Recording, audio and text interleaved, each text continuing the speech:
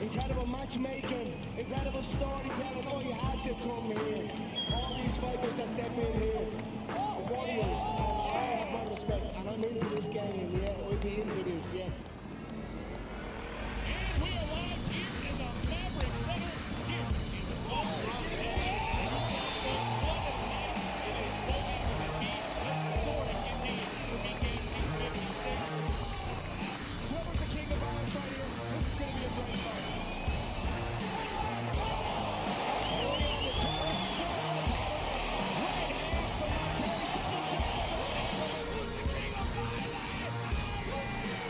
Combat fighting in its purest form, bare knuckle fighting in the city of angels.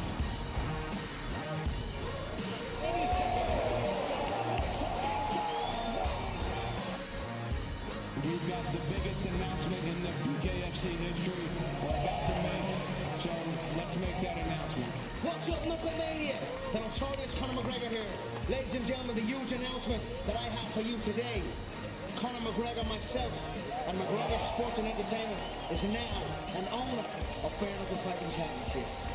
Welcome to the big leagues. David Feldman, baby, we did it. He's now an owner of BKFC with us, and we're going to take this motherfucking thing all the way to the top.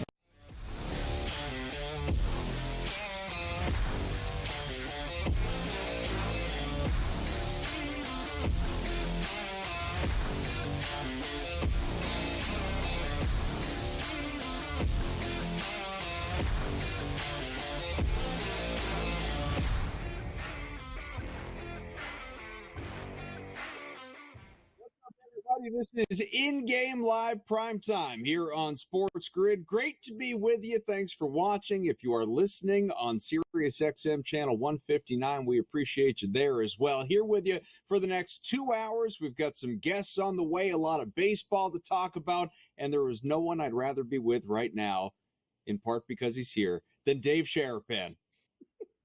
How are you, bud? I'm good, sir. Seattle gear tonight. Seattle's hosting the Phillies.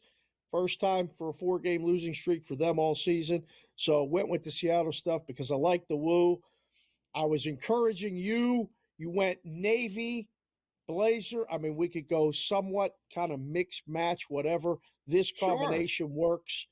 It all works. I'm glad to see you. The first game out of the gate that we have to talk about is your team. Like somehow my life is talking to guys from Boston, things Boston, Red Sox, Rangers. The computer picked the Red Sox to win today. Crawford on the road. It just flipped, Adam. The money steam, all move came to the Rangers. What do you think?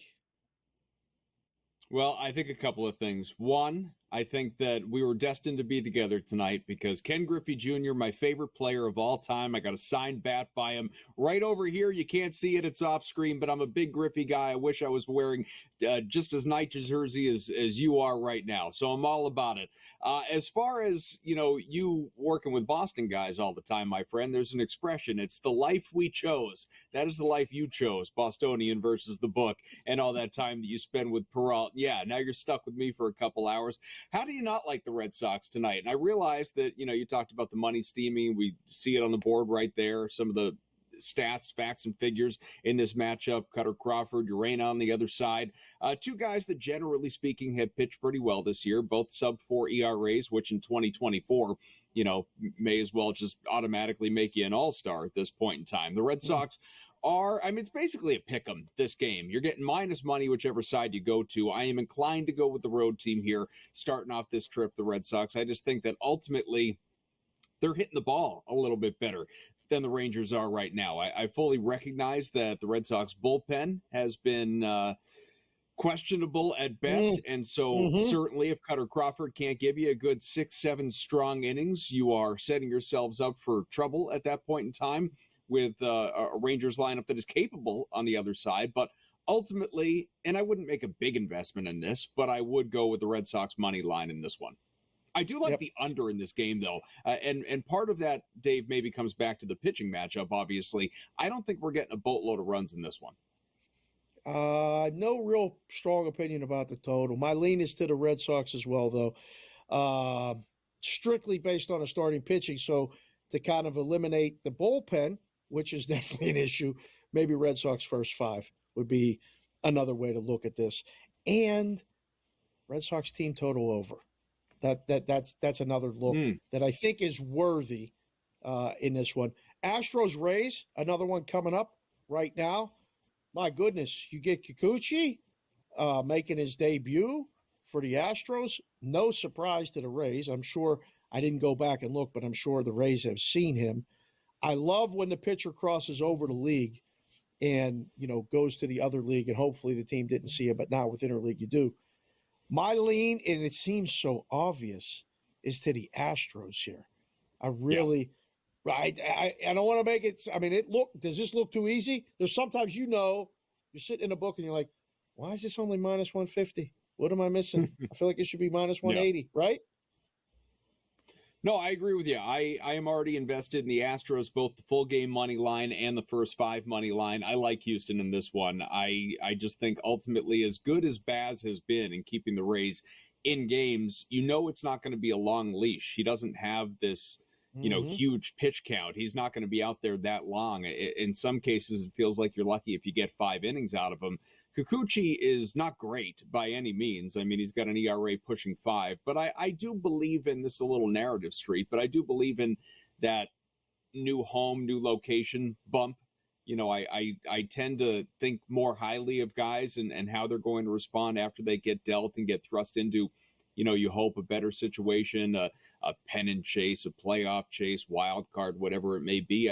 Kikuchi at his core is still a good pitcher. He's just not having such a great year, obviously. So, yeah, I'm with you. I would lean toward him in this one. I was thinking about maybe making an investment in his K prop. I have a small wager on his under 6.5, not a big one. I mean, as you've come to learn about me and any of our viewers, listeners, if you don't know by now, I'm a volume bettor. I spread things around. I have a lot of different things in play on a given night, which is why I say, I'm on this, not a big way. Like some of the bets are going to be bigger than others, obviously. It's not a balanced unit size by any means, which fundamentally probably makes me a bad gambler when you get into gambling strategies. But, you kind of have to do that if you're spreading yourself as thin as I am on a day-to-day basis. And so I do like the Astros, as I noted in this one. I think Kikuchi's going to do enough to get them there. Yeah, you are all over the place. I mean, we're going to have guests on today. We're talking to Kazarian a little bit later. He's going to have water polo and Olympic basketball. Am will be on. Kurtz will be on to talk about the Yankees, I'm sure. You got to have a bet on the White Sox-Minnesota game, right? I mean, there's what better team to bet against in history than right now, the Chicago White Sox. I saw a tweet today from BR Betting where if you would have started with $100 and just rolled it over. I saw this tweet. I have thoughts on this losing streak, you would have a house. You would have $260,000. Now, nobody would ever just roll it over 17 times and not take some money back. But man, oh man, can you find any reason to even take 1.5 in a game that's now lined minus 340, 320? I mean, I don't know if I would bet with tomorrow's paper minus 320 on any baseball game. But, man, the White Sox are bad, Kaufman. You can't possibly find a reason to take the White Sox for anything here, can you? No. So, First of all, with that, rollover tweet, I don't blame you for bringing it up. BR puts these tweets out all the time. They are the dumbest tweets on the face of the earth because nobody in their right mind would ever roll over 17 games upwards of 230 or 260, as you said, $1,000 and putting that on the line just to think that this losing streak for the White Sox is going to continue. It's an asinine tweet. It's just dumb. Nobody would, I can't even imagine how much money you would have to have in your bank account to even entertain the idea of doing that. You're right. You would withdraw constantly. Every single day you'd withdraw for some profit along the way and maybe roll a little bit over. But that being said, Yeah, I mean, I have a small Twins wager as part of a money line play or a parlay play, excuse me, because obviously you're not going to invest in minus 300 for the Minnesota Twins. I mean, it's just with the variance in baseball. Would it absolutely positively shock people if the White Sox go out and win tonight? No, of course not, because that's just how this ridiculous game works. But second to that, there's no value in the money line, even if you are on the other side. So Minnesota, even at minus 1.5, my goodness, Minnesota as a parlay piece is the direction you go. And I had it in that parlay at minus 300. So like you said, minus 350 now. Does that mean I got value on that? It's just kind of nuts to even think about. But there are games going on right now, Dave, that we'll have an opportunity to talk about in a little bit here. And one of which is the Marlins and Braves. And Atlanta, not too far off, man, of what Minnesota in that situation you were talking about was. Atlanta coming into this was roughly minus 275, and right now in the fourth inning getting no hit at home by the lousy Marlins. And so 3-0 game mid-4. Can the Braves come back and win? Of course they can, but right now doesn't look great if you invested that way. Sharapan and I am Adam Kaufman, if I didn't mention that. We are going to continue chatting. A lot more coming your way between now and 10 Eastern. Stay tuned. In-game live, prime time.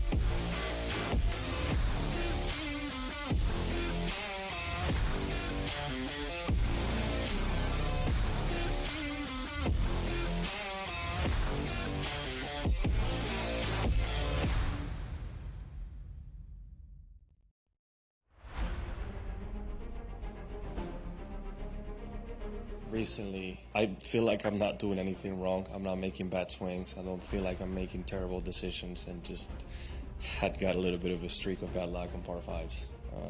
Didn't birdie any of them at the Open, didn't birdie any of them today. It's just, and I didn't feel like I did anything terribly wrong, right? But that's just golf. It happens. What's done is done, and this week is the most important week of the year right now.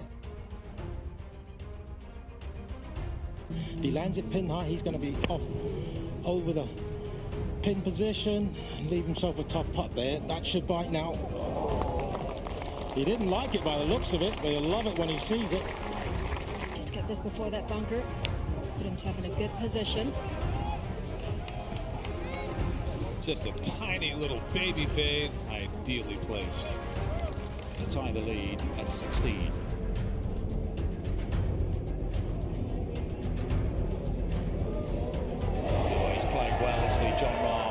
And OMG, what a championship Sunday we just witnessed.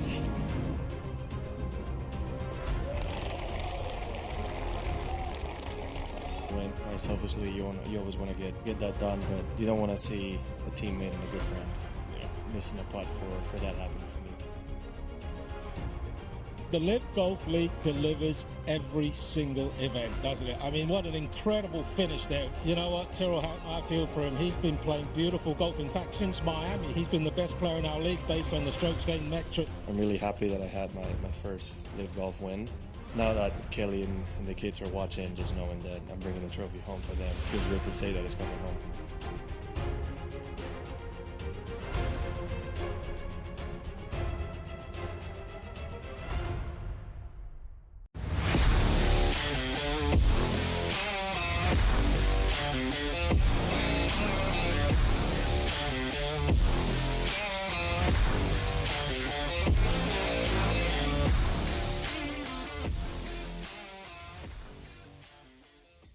In-game live, prime time on SportsGrid. It's smarter to be on SportsGrid. Sharapan, Kaufman, guests on the way. Right now, we're talking a little bit of baseball. There are some games starting up momentarily that we have previewed to some degree. We also have games in progress, and this being in-game live prime time. Let's look for any live betting opportunities. So the Diamondbacks and Pirates, it was 5-0 Arizona before Pittsburgh even batted in this one. It's now 5-3, bottom five. Pirates, a man on, two out, threatening for more. The Royals up 3-2 in Detroit on the Tigers, bottom six, although the Tigers have a couple men on. If you play the over 6.5, as I did, you're looking for a couple more runs in this one. Brewers and Nationals, it's a tie game now, 3-all, bottom five in that one. And Yankees, Blue Jays, they haven't started yet. They are in a weather delay, so we're waiting on that one. The Guardians, who were trailing, have taken a 2-1 lead at home against the Orioles. That is sitting bottom 4. And just underway, Giants and Reds, scoreless. Marlins, as mentioned before, 3-0 in Atlanta right now. No hits allowed. Are we allowed to say that? Is that superstitious? Can we say no hits for the Atlanta Braves so far? That is bottom 4. So I know I've said it a number of times. I'm gonna say it several more. I'm not worried about jinxing this thing and Bellozo on the mound. I don't care about spoiling Bellozo's day. Are you kidding me? Never even. Are you a superstitious bettor? Are you a superstitious? Because there's guys that will literally be holding a ticket and won't say it. They won't. They will pretend like they're at the game.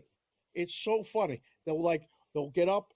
If they get up and go get a drink or go to the bathroom after every half inning, they will keep doing it during a no-hitter.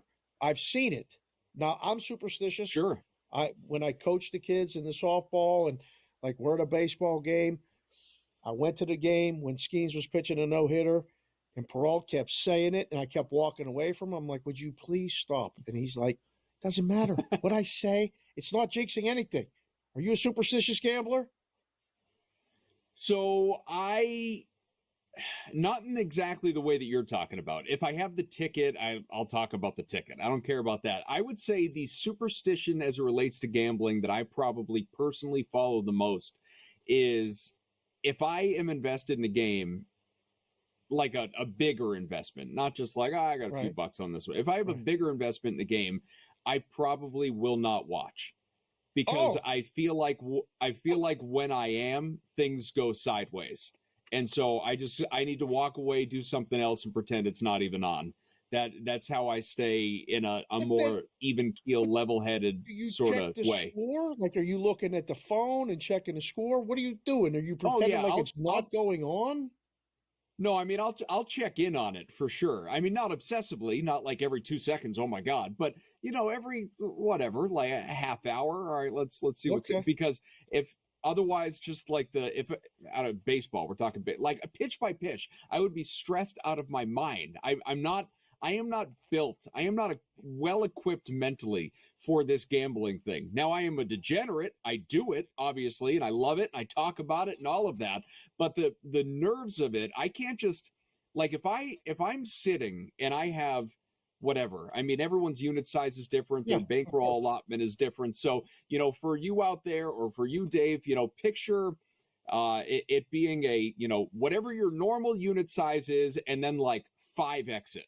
If I have if I have for me a big wager on a particular game that, for someone else might be chump change, but for me, if it's a big wager on a particular game, like I might not sleep that night if I lose that bet. And so I don't want the stress that comes attached to it. You know what I mean? It's the smaller bets that aren't that much that it's just like, you feel like you're going out to dinner or you feel like it's like, it's in lieu of an activity. You're sort of paying for the entertainment and hoping that you win. Those kinds of bets, it's like, I got a little rush out of it. You know what I mean? But the ones that you feel like are going to alter whether or not, like it's going to have an impact on your mortgage payment or something like that. That's, those are the ones that I don't need it. And mentally, I don't need it. I realize the wise person would say, 1, call a hotline, and 2, maybe just bet less.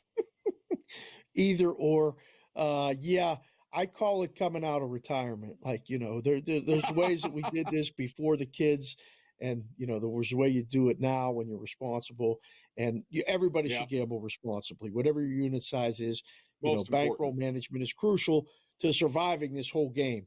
But yes, when you 1x it, 2x it, 5x it, whatever it is, there's ways to watch it. There's ways to not. Listen, I took $1 million bet from a guy in the Super Bowl in 2011. I'll never forget it. He walked in, he had a bag. He said, I want to bet the Super Bowl. And he didn't know, he didn't give me an indication of how much he wanted to bet. And I said, well, how much do you want to bet? And he said, $1 million. And I said, all right, buddy, when you get the money, come back with it and we'll take it. And he said, okay, hold on. And he disappeared and came back up and popped $1 million on the counter. I was like, what? You have the money right now? Yes. Okay. So we counted the money, printed him the ticket. And I said, you want to sit in the VIP and watch the game? We'll get you drink tickets. We'll get your comp for a meal. He said, no, I'm not watching it. I just bet $1 million on the game. And he walked out. and that was it. Never saw him again. He ended up losing that bet. So people, I was going to some ask. people like to watch it. Some people don't. I totally get it either way. I prefer to watch it because, like, we're dialed in here with In-Game Live. Yeah. Now with the in-game betting, you really have opportunities to get yourself out of positions, hopefully not into worse positions. I love it. I like watching it. I can watch a game without action, but with action and money in the account, opportunity abound. I like watching it. So is there a sport that you can tolerate watching more than others? Is it obviously football if you have to watch a game with a 1x, 2x, 5x bet on it, or you just prefer, I can't watch basketball, I can't watch hockey, I can't watch any of it? Football would probably be the one that, I mean, I like to watch all sports. I'm a huge sports fan. It's why we do what we do, obviously. This isn't torture for me. Like, this is fun. I love doing this. So I always have sports on in the background, whether I'm invested or not. I'm like you said, I mean, I'm going to watch a game whether I have action on it or not. But I would say if it's a bigger bet, like a Super Bowl or something like that, I'm not going to not watch the Super Bowl just because I'm invested in it. So football is probably the one that no matter what the wager, it's just hard to walk away from. Plus, it's kind of exhilarating it's like you got a yards prop on a guy, and so you want to be actively rooting them on. So Sharapan and I, we're going to keep talking about all this stuff when we come on back. In-game live primetime on SportsGrid.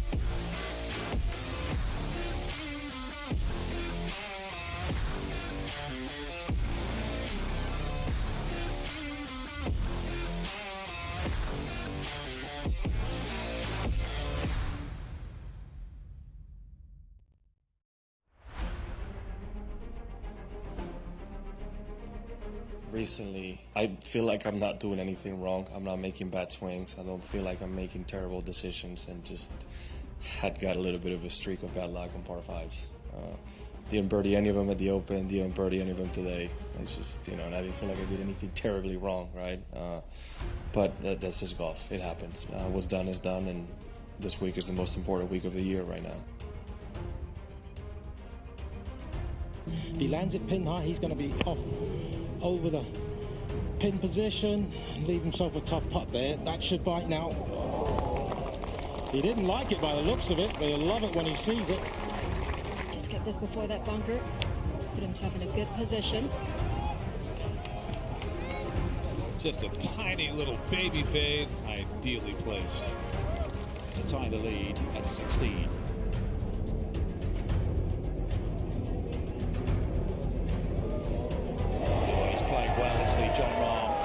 OMG, what a championship Sunday we just witnessed.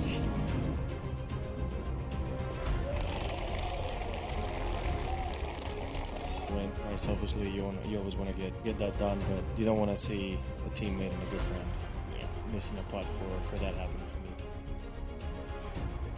The Live Golf League delivers every single event, doesn't it? I mean, what an incredible finish there. You know what, Tyrrell Hatton, I feel for him. He's been playing beautiful golf. In fact, since Miami, he's been the best player in our league based on the strokes gained metric. I'm really happy that I had my first Live Golf win. Now that Kelly and the kids are watching, just knowing that I'm bringing the trophy home for them, it feels good to say that it's coming home.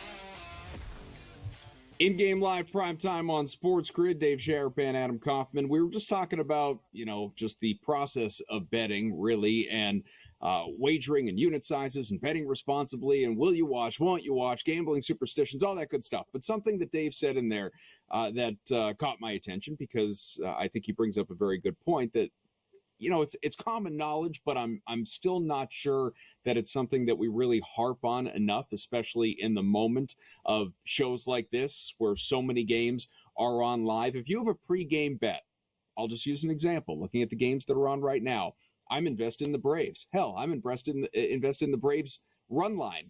Again, they are being no hit bottom five, 3-0 in this game. You had mentioned, with in-game betting, with live betting, there are so many opportunities, maybe not specifically in this one, but in general, to get yourself out of a position, get yourself into a better position, hopefully not get yourself into a worse position. When it comes to baseball, maybe even that specific game, what is your approach? What's your tactic? How do you get yourself out of a position and into a more favorable one? Well, I mean, you guys in different states, we don't really have too many books that offer here in Nevada. I mean, the cash out features, you talked about it yesterday. A lot of people use that. I'd rather make another wager and give myself a possibility of maybe winning both sides. So that game, in example, now they have no hits and it's the fifth. Baseball games, the fifth and the sixth inning are when the most runs are scored. In about, I think, the last 15 years, because a guy did it while I was still working at the book, and he said, what inning do you think the most runs are scored? It's either the fifth or the sixth. So once we get through that, now you know how bad some bullpens are, so I'm not saying that the Marlins get through the fifth and the sixth and still leading, that it means they're going to win the game.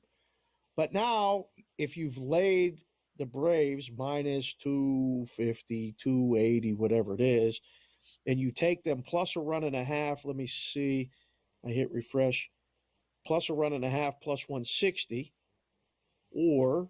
And the Braves, no-hitter and shutout are gone. The Braves have just scored a run. There you go. So you know they're coming, yep. Right? And plus 1.5, just move to minus 160 if you take a run and a half, plus 130 on the money line. You can cost average. Now, this is a stock term, investment term.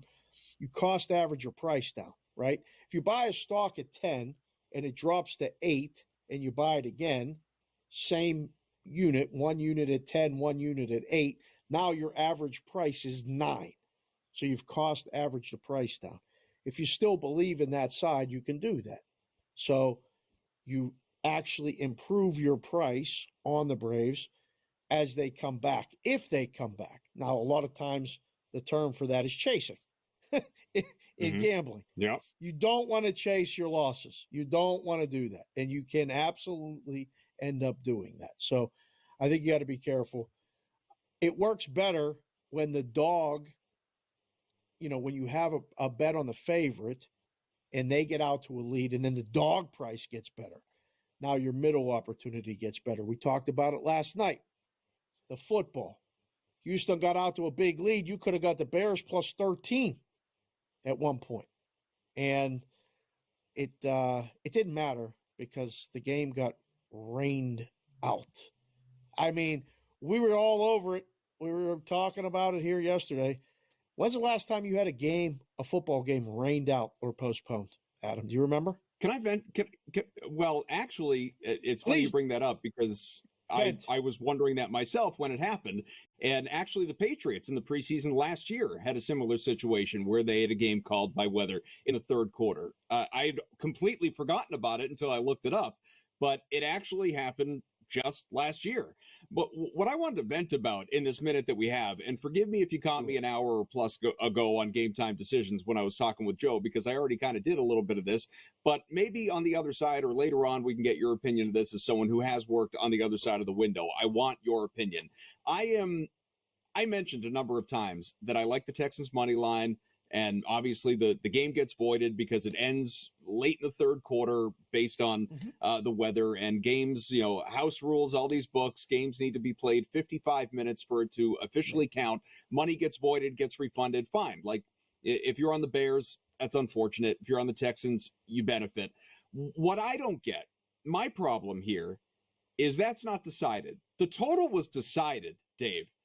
Whether you got it at 30.5 or 31.5 or 32.5, it had cleared it. If you were on the under, you lost. If you were on the over, you won. It was done. It was over. And all of those slips were still voided, which I think is so incredibly stupid.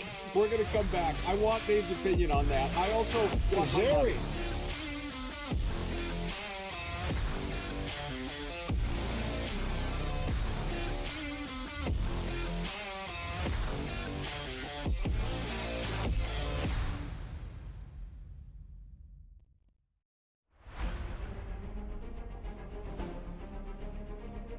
Recently, I feel like I'm not doing anything wrong. I'm not making bad swings. I don't feel like I'm making terrible decisions, and just had got a little bit of a streak of bad luck on par fives. Didn't birdie any of them at the Open, didn't birdie any of them today. It's just, and I didn't feel like I did anything terribly wrong, right?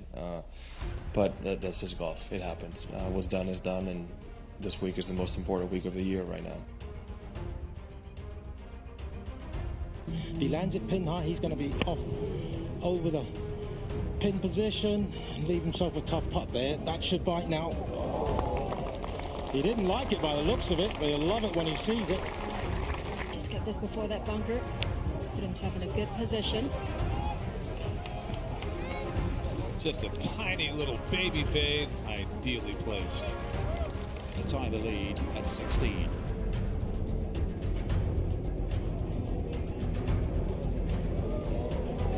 He's playing well, isn't he, John Rahm?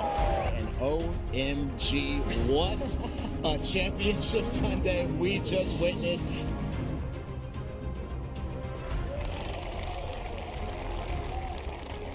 Right, selfishly, you always want to get that done, but you don't want to see a teammate and a good friend missing a putt for that happening for me.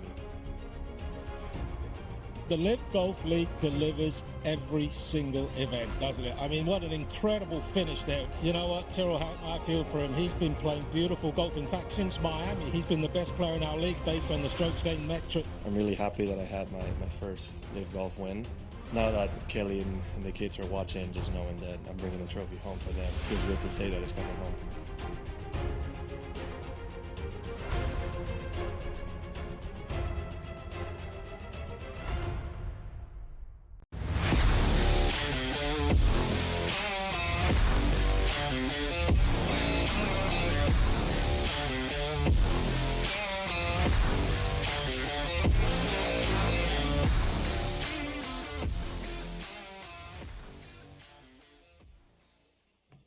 We are back on InGame Live Prime Time. I wasn't quite done with my football rant, but we're going to continue it later on. Again, I want Sharapan's opinion of whether or not the books owe these people the money if they invested in the over or the under and hit it correctly. Of course, it would be the over in that preseason opener of the Hall of Fame game in Canton, Ohio, that got rain shortened late in the third quarter between the Texans and the Bears. But at the end of the day, it's just nice to have football back. It's also nice that we have a guest here on the program. Let us welcome in Doug Kazarian. He joins us here for the next little bit from onlyplayers.com. Make sure you check him out there and check him out on Twitter at Doug Kazarian. That is Kezirian. Doug, how are you? Welcome to the show. Good to be with you guys. I know Dave and I have a friendship. Both of us living here in Las Vegas, we go way back. But it's good to connect with you, Adam. Likewise. Thanks for being with us here. And let's talk a little bit about the Olympics and obviously what has been going on, what we have in front of us as well. We've got on the men's side of things, Team USA, really the men and women, Team USA, they're both doing tremendous. But focusing on the men here to begin things, we've seen a couple of blowout wins against both Serbia and the South Sudan. And next up, it's Puerto Rico to wrap up this group play before we get into obviously the more important action, and you can see the numbers there. Again, another high total, and we're seeing high totals in these U.S. games clearing so far, and another massive spread at 32.5. What are you expecting? Another big blowout with an unpredictable rotation out of Steve Kerr? Precisely. And that means variance. And any bettor will tell you variance is your friend. And Dave will tell you from behind the counter that Week 6 NFL, Cowboys, Eagles, Sunday Night Football is their dream. Hang a 3, let's have some fun, let's collect on whoever wins, we'll get two-way action. These are the type of games where odds makers hate because there's no market for this. Look at South Sudan in the exhibition game was 43.5. The next time they play a couple weeks later, it's 31.5. This is not a tight market, especially the last game of group play. That's when like a team in the NBA playoffs is up 3-0. We don't know what's going to happen, especially when the U.S. doesn't even need to win the game, let alone cover 33 and change. So I think you lean into this unknown and variance. And a couple books, DraftKings and FanDuel, have index betting where you can bet the leading scorer of the game. Now, U.S., we know Embiid and Drew Holiday are going to start, but we don't know who's going to play. Like, I do like Durant's points under, but there's a reason Anthony Edwards is one of the 4 favorites to lead the game in scoring. But I will just say this. I'm all in on some of the Puerto Rico guys. They just lost by 41, okay, to Serbia. They only had 66 points. One of their guys led that game in scoring, okay? So we're looking at some outlier, strange, bizarre situations, and that is great for the bettor. You can get a guy with the last name Ortiz to lead this game in scoring at 60-1. Another guy, Romero, 200-1. Again, we're not talking about big risk here, but because of all the moving parts, the last game of group play, limited offensive ability on Puerto Rico, and Alvarado's nicked up. He almost didn't even play the last game. There's going to be a couple guys who are going to get chucking and ducking, whereas the Team USA is just going to spread the ball around, and we don't know who's going to play. Obviously, it's going to be tough to get those stars to align, but you're getting 60-1 and 200-1.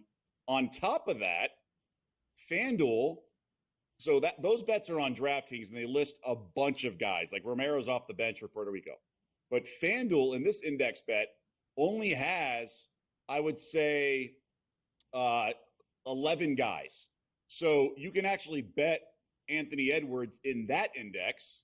So it's really whoever's going to lead that in that group of guys. So if somebody, Romero, actually cashes in DraftKings, you can still win like an Anthony Edwards bet in the FanDuel because Romero's not listed in the FanDuel portion. So these are really important things. And you talk about venting and what should these teams do about how the game ended in the Hall of Fame game. This is the type of stuff where you can find betting angles and really sort of pounce and seize the opportunity. I'll let you go where you want to go with this next question. It's either something in South Sudan and Serbia, because that's an interesting basketball game. And I still think Serbia is going to provide some sort of run or something at some point, although the fact that they got blown out by the U.S. Or if you don't have nothing here, would you like to say anything about USA and water polo and any stuff like that? Because you teased me a little bit with it earlier this morning, and I know you got something because you were a water polo guy. Yeah. So, Dave, you have no comment on the 100-1, 60-1 guys? Anything like that from an odds maker's perspective? I love what you're doing with that. I love because it's an unbettable market, like you said. We have no idea what we're going to get in the game. The spreads keep going up. They didn't cover, the last game against South Sudan. I have no idea. Is Jason Tatum even going to play? Kaufman's a Boston guy. Nobody even knows if he's going to play. So you have no idea. Look at the Puerto Rico side. Don't ask me. Right. Yeah.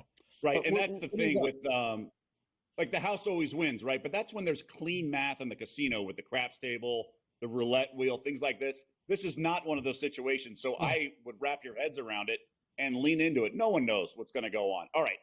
We'll go men's water polo for you. Yes, I grew up in Southern California. It's kind of like lacrosse in the Northeast. My high school coach was the Olympic coach. I know guys. I had former teammates playing on the Olympic team. Pretty immersed in the sport all along. So Team USA they're basically the Miami Dolphins of men's water polo. Like they have all the talent in the world, but they're just soft and never show up in the big games. In 2008, they got to the gold medal game, tied going in the fourth quarter, and then got silver. And that would have been like a miracle on ice kind of run. Now they have the talent in all these friendlies in the 4 years. It's not like soccer, but they have the talent, but they just don't put it together. But that 08 team was special. I see none of that with this. So they're playing Montenegro, and the over-under is 21.5. I would have made this over-under like 26, 27. Wow. They played in January. They had 31 goals combined. They played a year ago, July. They had combined for 32 goals. All the unders all the totals have been way low all tournament. So in group play, USA just went over in a game against Greece by like 3 goals, and the Americans went 1 for 13 on the power play. Something I have never seen in my life. As a defense, if you hold them to like 40%, you've done a great job. They went 1 for 13, and the game still went over. The only games that have gone under in this group play is when they each played Spain, the gold medal favorite, That's because Spain's defense is really good. And I think the U.S. game only went under by a hook. It was 12-8 for a 20 and a half. And then Montenegro has just like sort of like lost a little bit. But this game could be like 16-15 kind of thing. So I don't understand how it's 21 and a half and the over is like -05 or flat. When is the game, Douglas? So we should be hammering this over. Handful of hours. Well, it's kind of thing where I would be betting more. It's a great point, Adam. I would be betting more if it were like 23 and a half, but because it's 21 and a half, I'm super scared like I'm missing something. On top of that, Is this a trap? Team USA's goalie is shaky, and they actually pulled him last game and put in Holland, the backup, who played in the last Olympics. So it's not like it's a guy from the stands. These are all really elite goalies, but still, it's a shaky position. They're fragile. Like Team USA can score. They'll give up goals to these European teams like no other because they make stupid mistakes. So 21 and a half, I don't get it. 32 goals is like 1 goal a minute combined. And I think we can get a lot more. I think we should get like 7 a quarter. Love it. I love it. That's great. The game's tonight, West Coast time? Yeah, it's 1:30 Pacific. Yeah, we're on that. Yeah, that's good. Are you going to be up watching it? Of course. Now, I had Greece against Team USA last game, and that was only -0.5 on the 3-way line. I actually think we're going to get US's best performance. I'll say this, if I do my math correctly on the time, this is a Saturday morning game in Paris. Serbia, the 2-time defending gold medalists, who aren't as good as they were. A lot of their guys retired, but they're still Serbian water polo. They're really good. They laid a giant egg, got blown out by Australia. They were complaining about this morning.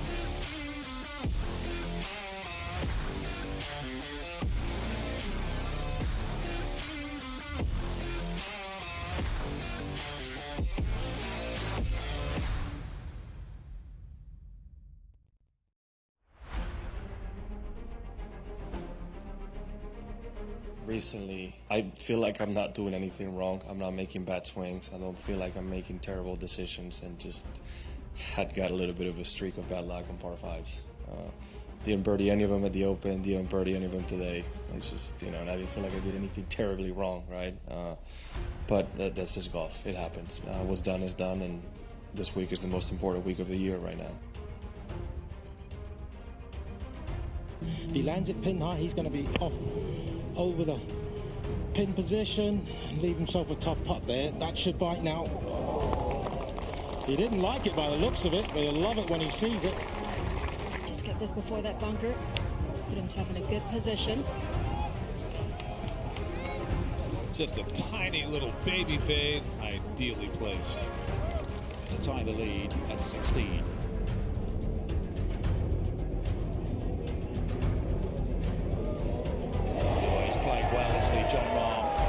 OMG, what a championship Sunday we just witnessed.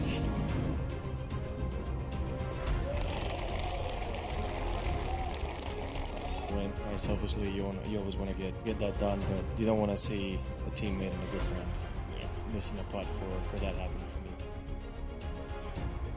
The Live Golf League delivers every single event, doesn't it? I mean, what an incredible finish there. You know what, Tyrrell Hatton, I feel for him. He's been playing beautiful golf. In fact, since Miami, he's been the best player in our league based on the strokes gained metric. I'm really happy that I had my first Live Golf win.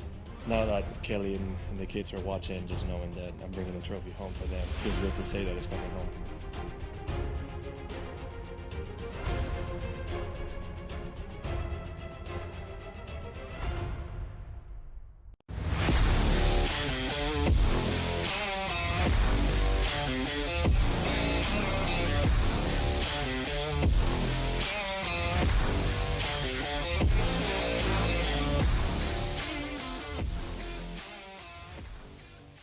Doug Kazarian is here with us from OnlyPlayers.com. Sharapan, Kaufman. We're talking Olympic action, which, of course, only hours away. What would the time change there in Paris? And it's going to be a busy Saturday coming up as well, not only on the hardwood for both the men and the women, but obviously at a variety of sports. We were just talking about water polo. How about on the swimming side of things, Doug? What are you looking for? I know everybody always wants to talk Katie Ledecky and the run for gold, already won in pocket this year and looking for more, obviously. What are the expectations with what's in front of us tomorrow?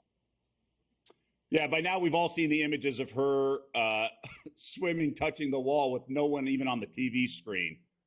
Right. Look, I'm a guy who the last Olympics was laying $7 at the kiosk at some casinos in town because I saw offshore it was like minus 3,000. So you can have value in any shape or form. I would just say this for people who want to see that kind of money line and throw it in a parlay, that should not be the automatic reaction. Do this with like UFC every Saturday.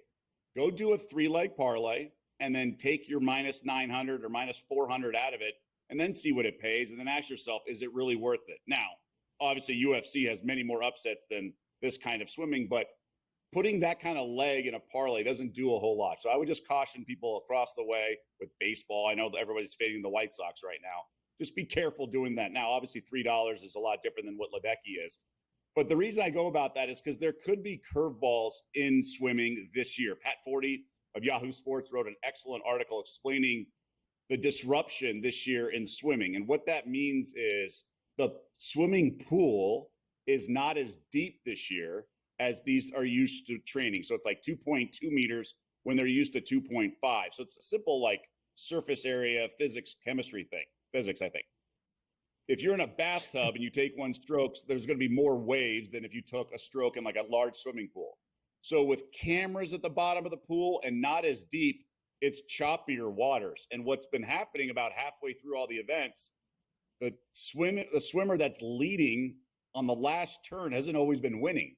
And it's because it's choppier. They're almost pushing through the main resistance and clearing the path for others. And that's why we haven't seen any world records so far in this Olympics. Now, with that being said, we've seen some swimmers really dominate. Ledecky, I mean, when we're talking fractions of a second and things like that, it doesn't matter when Ledecky's just dominating. Now, 1,500 is her event. The longer the race is, the better she is, right? A sprint of 5 strokes, somebody can beat her, but a race of like 500 strokes, obviously right, she's not going down. So 800, she's more beatable than 1,500. And she hadn't looked that good in the other events prior to the 1,500 the other day. So $6 is probably the right price, whatever it is. I wouldn't bet it, but I can't fault you for doing it because she is one of the all-timers. Talk a little bit about what you were kind of saying during the break, where we talk, we talk to a lot of the same people, and they talk about it in golf all the time and the current form and a guy's in really good current form. You were mentioning that for the swimming, like swimmers can see it. And you guys, you talk to swimmers that can see it. Who's in the current form, or what should someone look at as they're watching a swimming and go, yeah, I'm going with them again or again, and I'm that's my guy or girl to bet. Like it's very meticulous in splitting hairs, like you would imagine, especially the sprints. When you're talking 50s or 100s in the relays, 200 even, it is so precise and meticulous and detail oriented that the tapering is so important. You want your swimmer, if you're a coach or whatever, to be peaking right at race time. Like, for example, this is a sport, if you take 3 days off, you're out of shape, right? If you just rest for 2.5 days or whatever, you dog it for 3 days, it takes like that long to get back into shape. So what happens is these swimmers that I know that were all Americans and everything, they're looking during the qualifying and the heats or even other races to gauge if they've sort of stuck the landing on the tapering. And the tapering is the key. And you want your body to be perfect. Like anybody, obviously we probably don't have a bunch of swimmers watching, but we have people who've done the bench press, and your max bench, like you work backwards off whatever date you have to do that. So you kind of ease into it. You do your preparation and you're at full strength the day of the max bench or whatever. So earlier in the Olympics, we knew Leon Marchand would be a stud. He was the favorite in the 400, right? But he dominated, right? And so one more race, I think it was a relay, and my buddy said, all right, Marchand's peak form, he's going to dominate every race the rest of the way.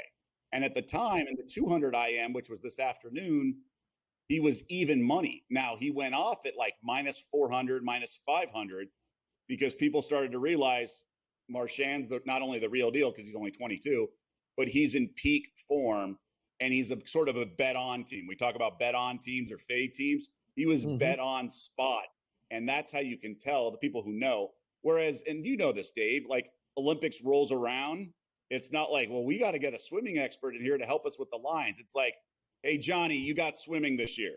And so you take a odds maker / bookmaker, and he's got to do some odds because he's smart at managing risk. And that's where he excels at. And he's looking at other books a little bit too.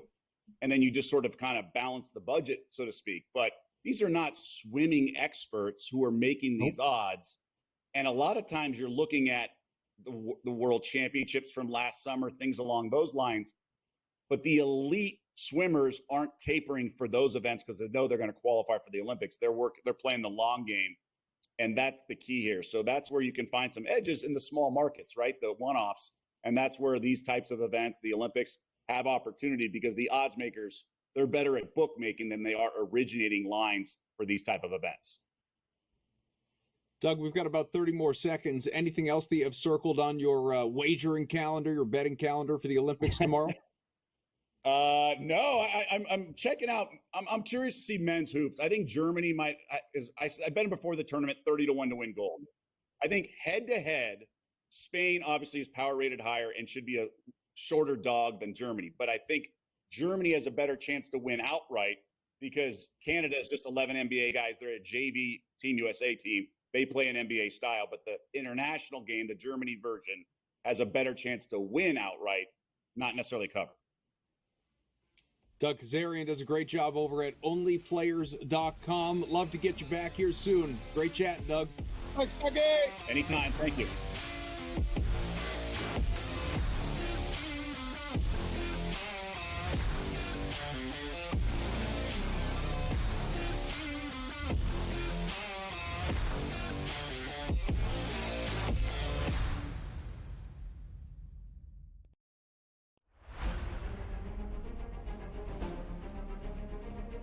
Recently, I feel like I'm not doing anything wrong. I'm not making bad swings. I don't feel like I'm making terrible decisions and just had got a little bit of a streak of bad luck on par fives. Didn't birdie any of them at the Open, didn't birdie any of them today. It's just, and I didn't feel like I did anything terribly wrong, right? But that's just golf. It happens. What's done is done, and this week is the most important week of the year right now. He lands it pin high, he's going to be off over the pin position and leave himself a tough putt there. That should bite now. He didn't like it by the looks of it, but he'll love it when he sees it. Just get this before that bunker. Put himself in a good position. Just a tiny little baby fade, ideally placed to tie the lead at 16.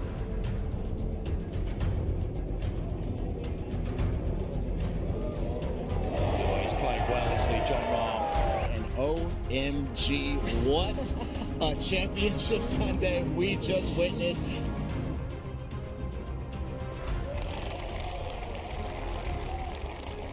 Right, selfishly, you always want to get that done, but you don't want to see a teammate and a good friend missing a putt for that happening for me. The Live Golf League delivers every single event, doesn't it? I mean, what an incredible finish there. You know what, Tyrrell Hatton, I feel for him. He's been playing beautiful golf. In fact, since Miami, he's been the best player in our league based on the strokes gained metric. I'm really happy that I had my first Live Golf win. Now that Kelly and the kids are watching, just knowing that I'm bringing the trophy home for them, it feels good to say that it's coming home.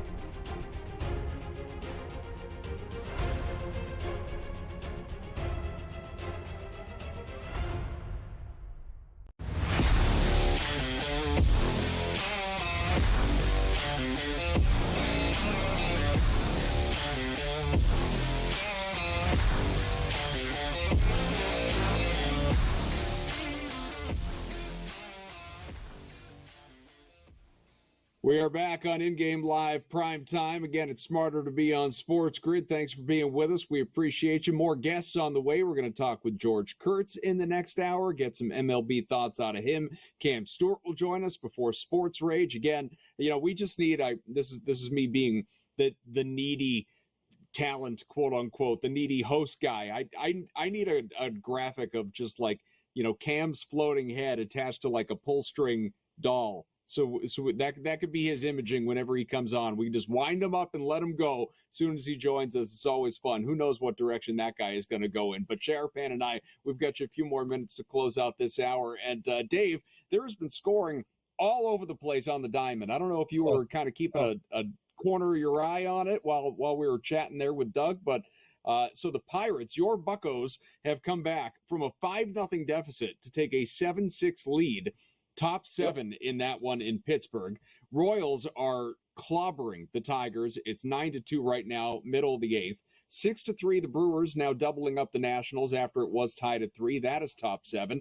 Blue Jays and Yankees. How about a 5-run first inning? Good on you, as I did. If you had the over 4.5 first 5, it cashed in 1. How about the over 4.5 first 1? 3-2, Blue Jays are leading in that one. Aaron Judge has already homered. Guardians are up 4-1 right now and threatening for more on the Orioles. That is bottom 6. They have runners on with nobody out. Giants have taken a 2-0 lead on the Reds, bottom 3. The Marlins and Braves, it's no longer a no-hitter. It's no longer a shutout. We talked about that, but it is still, for Atlanta, a deficit at the moment. 3-2, bottom 7, but a runner on with 1 out. We'll see if Atlanta, for me, can come back and win this one by multiple runs. Red Sox now down in Texas 3-2. It's been a back-and-forth game in that one at the end of 3. White Sox Twins even at 2 through 3, and the Rays have jumped ahead of the Astros 2-0 at the end of 3 in that one as well. So anywhere, I know you'd like to celebrate Pittsburgh, but anywhere that you would like to jump in and maybe make a live wager. Well, I mean, we were doing it while the Pirates were coming back. I was getting texts. Do you know it's 5-0? Do you know that they had the most total bases in the history of baseball to start the game when it was Carroll, Marte, Jock Peterson, and who hit the last one? I can't even remember. It was so long ago. But it was 5-0. Now it's 7-6 Pirates. McCutchen slid home. The ump called him out. The ump's even trying to keep him out, make him out call. And they challenged the call. It was a safe call. Place is going crazy. I'm getting texts from the game, right at the game, going, are you watching this? I said, I'm talking to Kaufman and Kazarian about swimming right now. Please let me alone. I got the game on. It's fine. But, yes, I'm excited about the Buccos coming back. Listen, I told you, I'm telling everybody, if they let this team in, I'm going to be probably one of the most annoying people that excited about my team, and I think they're live. So anyone else live right now? Yes. The Yankees, they're trailing. Sure, The Yankees bet is live. The Guardians, Orioles, over. We should probably look at that, making an in-game play. Giants are leading the Reds early. I like the Giants with Snell at a plus price, but it wouldn't be a bad bet to maybe come back and take the Reds plus a 1.5 in that situation and work a little money line situation where the Giants win by 1 and you win everything, scoop the middle. Red Sox and Rangers look like they're headed for an over. And, man, the Twins and White Sox are tied. Look at that. What is the in-game number for that? Let me hit refresh. And we are what? The Twins just hit a home run, 2-run home run. So it's 4-2. I was going to say play the Twins tied 2-2, hit refresh, and now it's 20-1. So sorry, Adam. You can't put a 21 in there like that. You know who the Mets are playing tonight? Have you heard? The Mets are playing the Angels tonight. I think I heard something about that. Yeah, it's come up. Sure. Yeah, the Mets are. I mean, the guys behind the scenes here, big Mets guys. And they always have the graphics ready. It's great like that. They're playing the Angels tonight. My goodness. Blackburn making his debut for the Mets. This one looks so easy. The computer even picked it. What does that say? 56%? Come on. This is Mets or nothing, is it not? So I have a very small, and I mean very small, Angels money line play, actually. What? I do. Look, so it's a plus money opportunity. Mad. I'm about to get canceled from this show. Sorry, I won't be doing hour number 2. It's just going to be Sharapan and guests. Sharapan and family will be taking on the second hour of in-game live prime time on SportsGrid. We'll see. We'll keep an eye on it. Listen, I wouldn't root against our guys. Go Mets. It's not much. I didn't wager much. I'll be a team guy.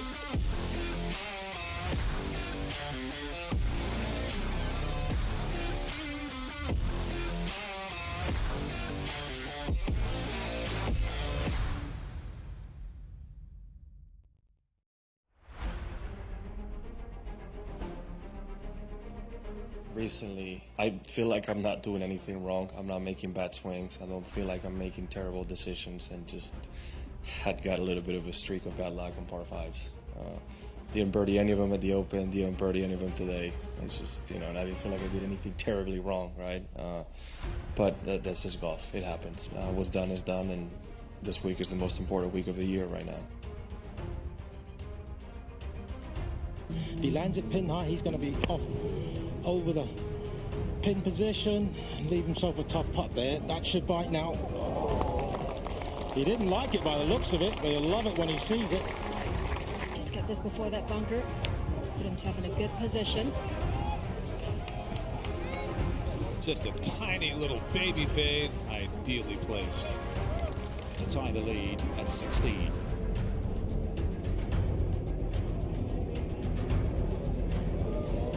Oh, he's playing well, isn't he, John Rahm? And OMG, what a championship Sunday we just witnessed.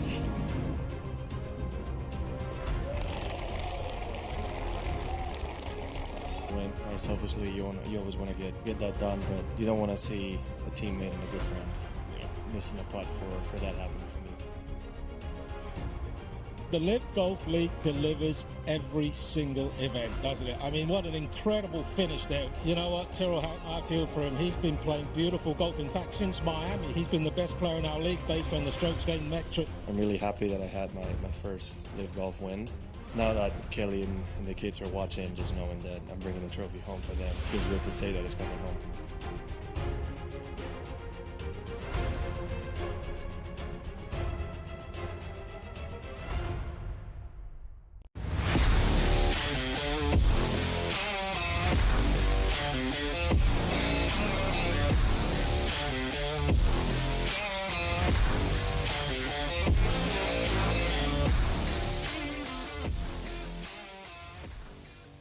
It's hour number 2 of InGame Live Primetime here on SportsGrid. George Kurtz is on the way in about 15. After that, Cam Stewart. Right now, Dave Sharapan, Adam Kaufman, all of you out there watching or listening, we appreciate you wherever you're finding us, be it, of course, on your televisions or on your computer screens or on channel 159 Sirius XM satellite radio, SportsGrid radio. Sharapan, I want to circle back to before Kazarian came on with us and Yes. started, flooding us with, I guess pun intended, because we were talking swimming and water polo, flooding us with Olympic information to help our cards coming up on Saturday. But I had my little vent sesh about the books potentially taking money from the people last night during that Hall of Fame game. Not as it pertains to the side or the spread. That's fine. The game was not even close to being decided. It was a 4-point game. No issue with that. But the total was decided. The pregame total, it was a wrap. If you played the under, you lost. You played the over, you won. But because the game got voided entirely, people got their money back. And look, if you played the under and you got refunded, you went to bed a happy camper. But if you played the over, you went to bed kind of ticked off. And you have been on the other side of the window, obviously. I want your perspective. I know rules are rules, but is it the right way that should be handled when a particular outcome has already been finalized? So, very good question. And there's two schools of thought. And I'll take off these are my listening glasses for when Boston guys go on rants. I keep them close and just sit back and let them go. You listen with ears, right? You don't listen with your eyes. I know, but I'm always listening. So I have to put on the listening glasses for effect so people can see them. Yes. So forever in the desert, it's 55 minutes a game has to be played. And it doesn't matter if 100 points are scored or no points are scored. It's all given back. It's all voided. Now, with PASPA passing and other sports books opening up in other states, other sports books have taken and added to that rule that a game is not official until 55 minutes are played, but in certain circumstances, if outcomes are unequivocally decided, like the total, they will pay them out. So FanDuel did pay out the total if you had over and paid you graded as a loss if you had under. If you had, under 37, you lost. If you had over, you won. So that is a new thing, me personally, I'd rather have no confusion about anything and say the first house rule is that a game is not official until it goes 55 minutes. If it doesn't go 55 minutes, there's one ruling, and that's it. You win some, you lose some. My friends at VSiN, Paulie and Mitch, Paulie says it all the time: win some, lose some. And that's a great line from a casino movie. It happens. They even out. The book isn't rigging anything. No one's against you. It just happened to rain really hard and cause lightning, and the game had to be canceled. Believe me, the result, even when the book loses, is better than giving the money all back and having nothing. I mean, a lot of books I talked to today needed the over, and they had to void all the tickets. If they needed the over, they would have tried to find a way to do it, but you can't circumvent the house rules. So, Adam, fair vent, should vent, let it out. Don't hold it in. You got them young kids. You got to keep everybody happy at home. Don't let that stuff sit inside. Just vent it out. Don't let it simmer. Don't let it boil up inside. Don't let it simmer. It's bad. Yeah, it's bad. Your listening glasses reminded me of a dad joke I heard earlier today. You being a dad, or any of the other dads out there, or even if you're not, I think you'd appreciate it. My first question, though, before I tell it, though, is can we say the F word here? And by the F word, I mean the short version of flatulence. You know which word I'm talking about. Oh, yeah. All right, we can say that. All right, good. I don't know. Sure. Look, it's family programming here. So the joke is, again, your listening glasses reminded me of this. An elderly couple, they're in church, and the woman says to her husband, "I just let out one of those silent farts. What do I do?" And the husband says, "Change the battery on your hearing aid."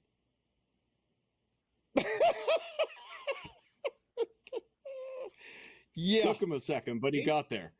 Uh-huh. No, I mean, I knew what you meant. I'm just playing along. That was good. Yeah. Change the hearing aid. Good stuff. Yeah. See? No, it's good. I like it. You got dad jokes and you got plays. We're going to do a whole dad joke segment. Yeah. Doing it all. Dad jokes and bets. Oh, my goodness. There's always more. Tune in Friday nights on SportsGrid. Dad jokes and bets with Adam Kaufman. It's a brand new show. Comes your way at 1 a.m. right after Sports Rage. My goodness. What are we doing right now? What are we doing? I love it. I'll tell you what we're doing. We're screwing people who bet unders in baseball today is what we're doing, because there are just more and more. So you mentioned it. The Diamondbacks and the Pirates are even now. Where are they? The Guardians are now up 6-1 on the Orioles, bottom six, although bases loaded for Cleveland, so looking for more. The Braves, unfortunately, did not get that run across that I was looking for to tie it, so it's a 3-2 game top eight. Red Sox and Rangers, it's nonstop, man. Boston is now up 6-3 in Texas. That is going to the bottom of the fourth. The Twins, as you mentioned, now doubling up the White Sox 4-2 top four. Is this I know, like, every situation is different, be it the teams involved, the pitchers, the weather, the everything. But sometimes it just feels like there's something cosmic going on. Should we be betting some overs tonight with Mets, Angels, Rockies, Padres, Dodgers, Athletics? It's funny because you'll see this a lot of times, especially as there's nothing else going on. Because, I know I used to do this in the book. If I was working the late shift, I'd be like, all right, we got 6 games already in, 5 overs. This might be one of those nights where you get overs. And so there's 15 games, and it might be 11-4 or 12-3 to the overs. The Padres and the Rockies, it's 8.5. There's one book that's just moved to 8. There's a couple other 8s on the board. I don't know. Yeah, I got 7.5 last night. How do you not go over in this game? Gomber and Vasquez? Like, anytime Gomber pitched last year, that was an auto over. Correct. And I think a lot of times you'll make that same judgment. I can't fault you for that. The Rockies on the road just don't hit. They just don't hit. But there's no hotter team in baseball than the Padres. So I'm good with it. A lot of times when I like the favorite, the home team, I want to shade it to the under. I can't do it tonight. This is over or nothing for me, over or pass. The Dodgers go to the A's. how about this line? I honestly, I don't know what to do with this because how are the Dodgers only minus 140? What? 78% Exactly. to win the game tonight? Like, what's going on? Adam, what are we missing?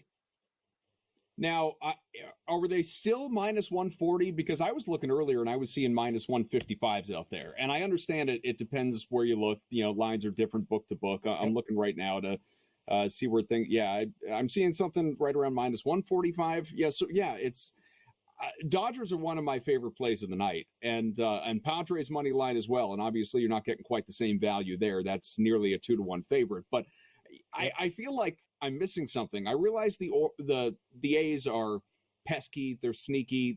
They have certainly spoiled a lot of bets for people. That being said, the Dodgers, even with Freddie Freeman, having been unavailable lately and not himself when he has played, that this is still a dramatically better team than the Oakland Athletics on the other side. And yes, they're on the road, but I mean, I don't only like LA. I like LA with the run line too at a plus money opportunity. I think this is a great spot for the Dodgers, especially on the road. You get the run line on the road with the road team. You guarantee the 9 at bats. I love that when you got to do it. I would argue that it's not even that bad of a price playing the Dodgers. So either way, but we got Kurtz coming up. It'll be Yankee 8 minutes session with him. Let's get his opinion. Yeah, he's probably feeling all right. Lots of offense. I bet he bet Judge to homer. We'll find out.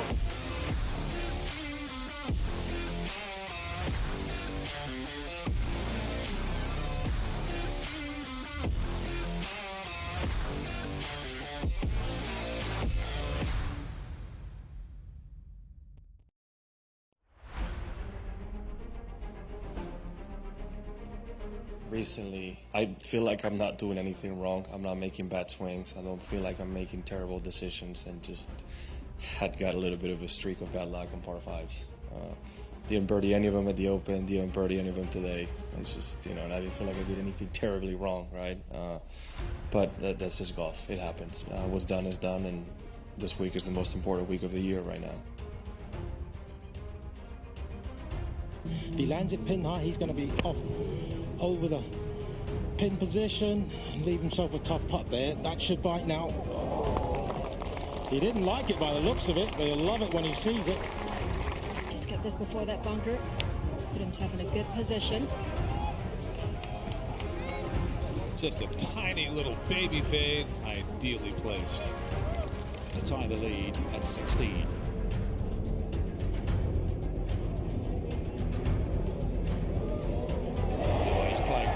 John Rahm. And OMG, what a championship Sunday we just witnessed.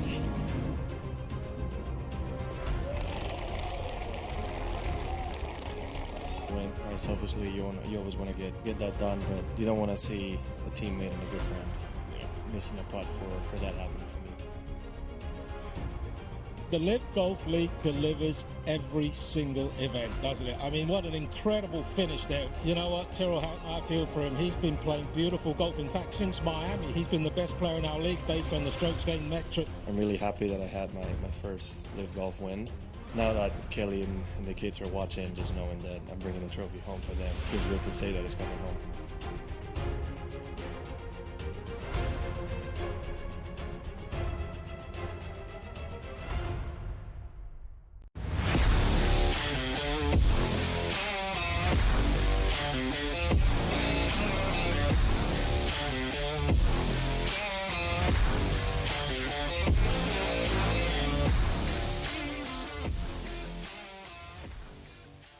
We are back. IGLP, I guess. IGL PrimeTime. IGL PT. Should we call it that? I don't know.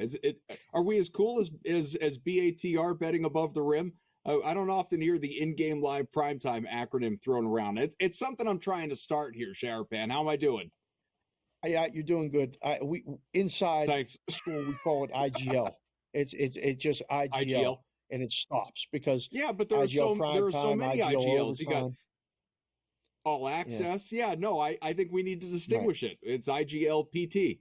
IGL, I mean, P doesn't work. It's just got to be PT. I don't. You got BBB, Bostonian versus the book. It's an SG thing here on SportsGrid. Yeah. So maybe we will have George Kurtz. Maybe we won't. Maybe. I guess he's doing some important things right now. He's hanging out with the rich and famous. And so Adam, I've yeah, been we're told going he's to on get his his way to join us. Good. That's what I've been told. Perfect. All He's right. not afraid of breaking away from the lavish luxuries of life that he is hanging around with. No.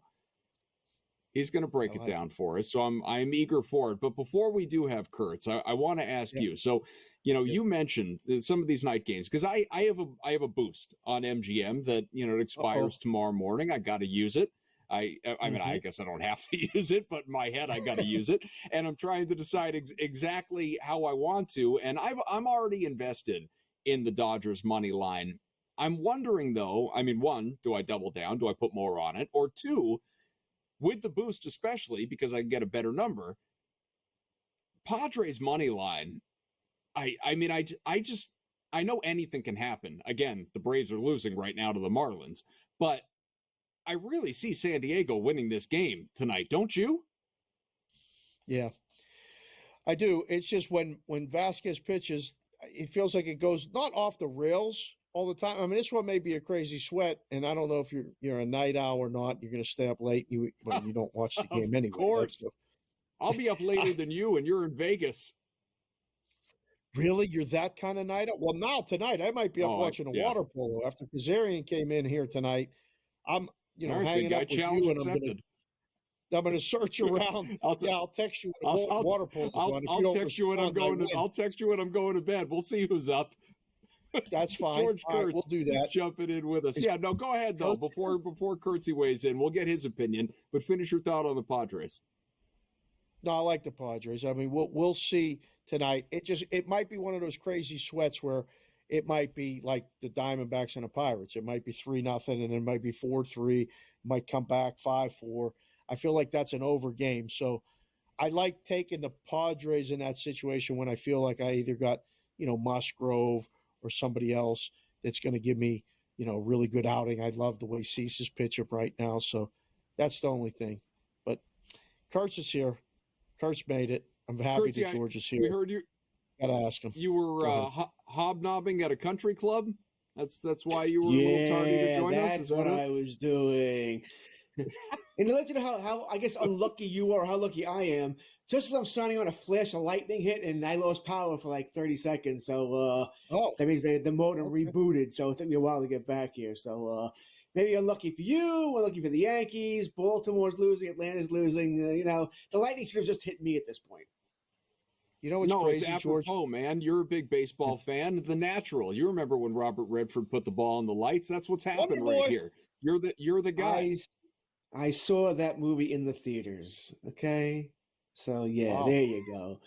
Yeah, thanks. I got Ranieri telling me that I was the high school catcher for Carlos Carrasco, and now apparently I've seen the and I did see now. That's not a joke. I saw the Nashville in the theaters. I can actually remember this well. Probably a top 3 baseball movie for me. Okay. Well, now I want to know the other two. Well, no, we're going to ask him that in a second. But George, we heard you were out at the yacht club hanging out, doing stuff, and we're glad that you joined us. But yeah, out at the North Shore, something like that. I have no idea what anybody's talking about. I'm just getting these reports to me. But are you watching the Olympics, George? Seriously, with everything that you have going on, the Yankees turning it around, looking pretty good, getting ready for football season, training camp started, the Cowboys, blah, blah, blah, blah, blah. Are you watching the Olympics at all? Well, let's see. I've got 6 TVs going here right now. Yankees, Washington, Baltimore, Pittsburgh, San Francisco, and the Red Sox. So no. I watched it yesterday. There wasn't many baseball games on last night, so I watched the Olympics yesterday. I will watch later on tonight, as when they have replays and stuff like that, as the baseball games end. But not. I watch baseball over that. I'm betting heavy baseball, not so much betting heavy Olympics. Okay. So let's go there with these night games that we have in front of us. We can keep you around probably a couple of segments here, and we can really dive into this. But we got 4 games West Coast coming up, all starting in the vicinity of the next 20 minutes. Mets, Angels, Rockies, Padres, Dodgers, Athletics, Phillies, and Mariners. And let's start with the Rockies and Padres. I know the line has bounced around a little bit in terms of the total. I bet it at over 7.5 last night. 8.5s were out there plus money at the time. Now you're seeing 8.5s and 8s. I'm curious if you are sort of in line with the public that you believe there are going to be runs in this one, but also just how big a believer you are in the Padres when it comes to even a roughly minus 200 money line. I don't generally like betting anything over 160. 165 maybe you can get me to push. So I didn't take the money line. I'll go to the run line in that case, or maybe the first 5. We can go that direction as well. With the Padres here, I am on the over in the game. I think there will be runs being scored tonight, and I did take the Padres on the run line. Not a big bet on the run line, but a bet nonetheless here. Rockies are probably a bottom 4 team that I like to pick on. Rockies, White Sox, Marlins. Maybe you throw the Rays at the little trades they made in there. I don't feel the same way about them as they do the other teams. But I do like to pick on those teams. And, yeah, I'm on the Padres tonight. A team, I do worry a little bit. All right, you had the big series against the Dodgers, came out great, right? Is there a letdown? I do worry about a letdown tonight, but it's the Rockies. I don't think it's going to be that big a letdown. You get one more segment if you want it, unless you have to go back out to the North Shore and on the boat and all that other stuff. Right. Because I got to ask you about the Dodgers. I got to put it in dry dock. I got to ask you about the Dodgers. That line looks suspiciously low, and I know you been dubbed Captain Chalk by Ranieri, and it kind of fits. We'll talk about it after the break. I want the other 2 baseball movies.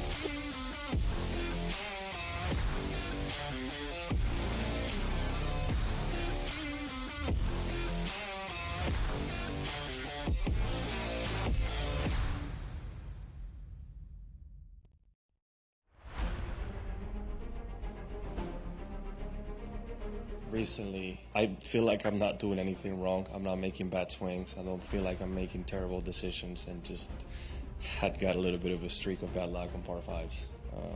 Didn't birdie any of them at the Open, didn't birdie any of them today. It's just, and I didn't feel like I did anything terribly wrong, right? But that's just golf. It happens. What's done is done, and this week is the most important week of the year right now.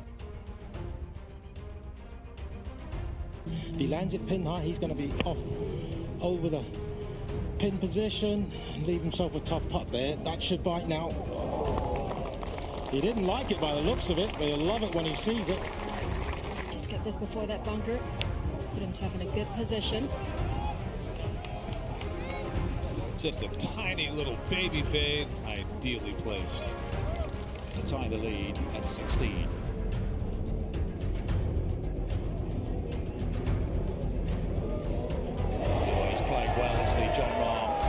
OMG, what a championship Sunday we just witnessed.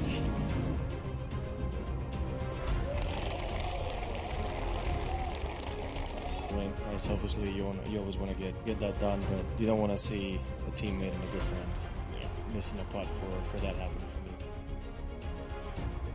The Live Golf League delivers every single event, doesn't it? I mean, what an incredible finish there. You know what, Tyrrell Hatton, I feel for him. He's been playing beautiful golf. In fact, since Miami, he's been the best player in our league based on the strokes gained metric. I'm really happy that I had my first Live Golf win. Now that Kelly and the kids are watching, just knowing that I'm bringing the trophy home for them, it feels good to say that it's coming home.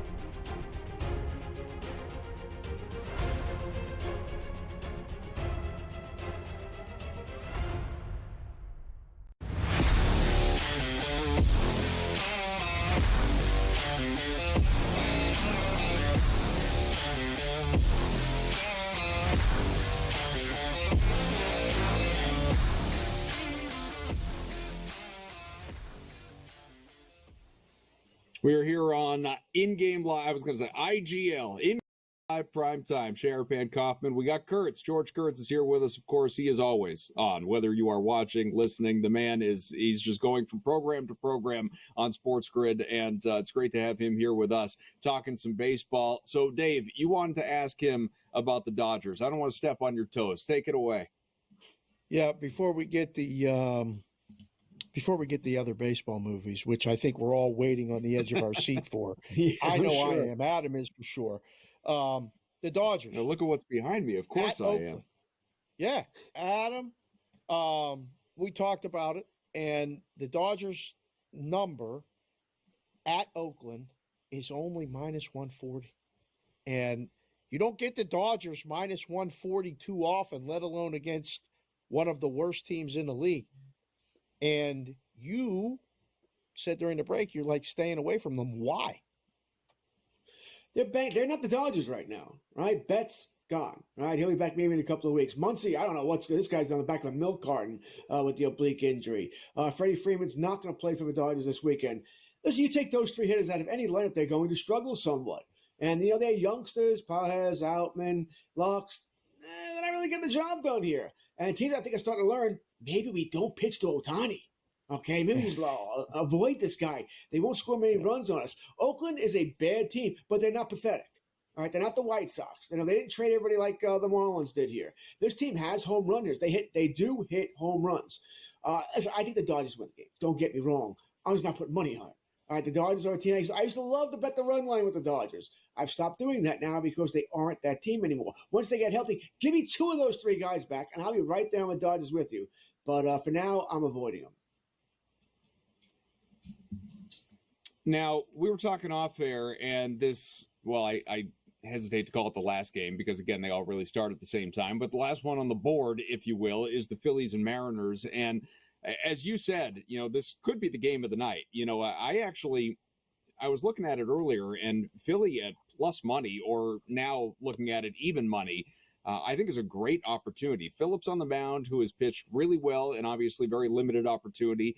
I do like Wu quite a bit on the other side for Seattle, and he, as we know, is having a great season. But I don't know. Maybe it's because they're just the better team, or there's something I innately trust more about the Phillies. I consider them and that offense to be more reliable. I like the road team at again, a better number.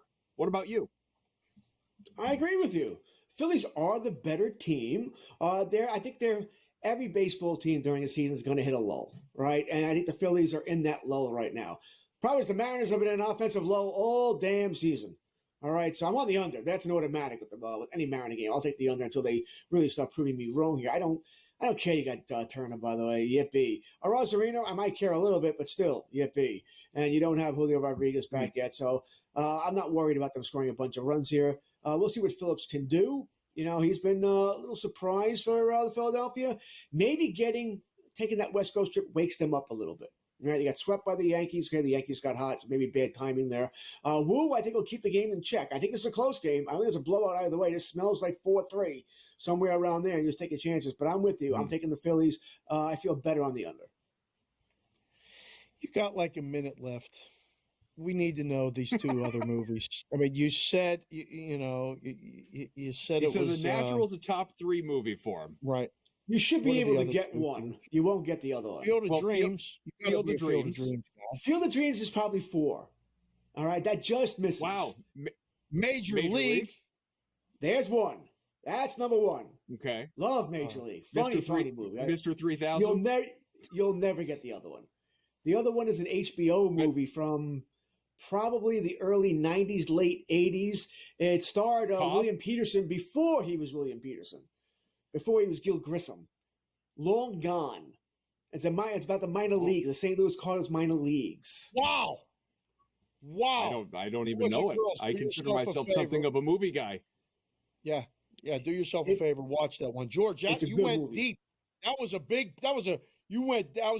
It's a deep cut. That was a long time ago. Kids have no idea what you're talking about. That is a good one. Nope, not a one. I have it on DVD. I still watch it from time. It's a great movie. Absolutely great about the minor league system for the St. Louis Cardinals. It's a good flick. What's it about? I mean, I know you said the Cardinals minor league system, but what's the movie about? It's about a minor league system, about I guess what you would do to reach your dreams. All right, and guy, he's a male chauvinist as well. But what you would do to reach your dreams? Would you sell your soul? All right. Long Gone. Bingo, well, George Kurt's about to be long gone here. Team. That's another classic. So you were reading the Wikipedia description. Get George on Twitter @GeorgeKurtz. Thanks, buddy.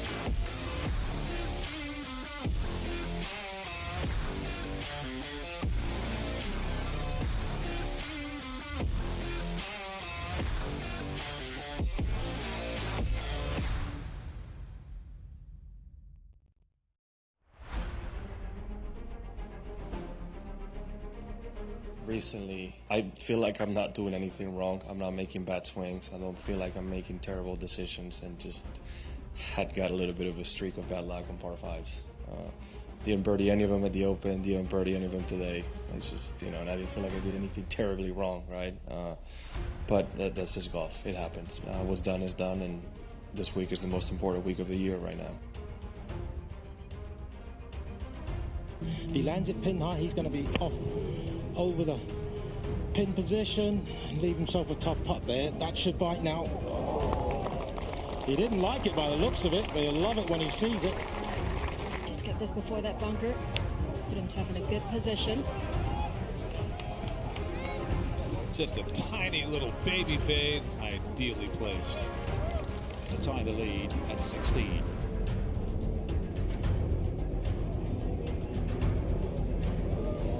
Oh, he's playing well, isn't he, John Rahm? And OMG, what a championship Sunday we just witnessed.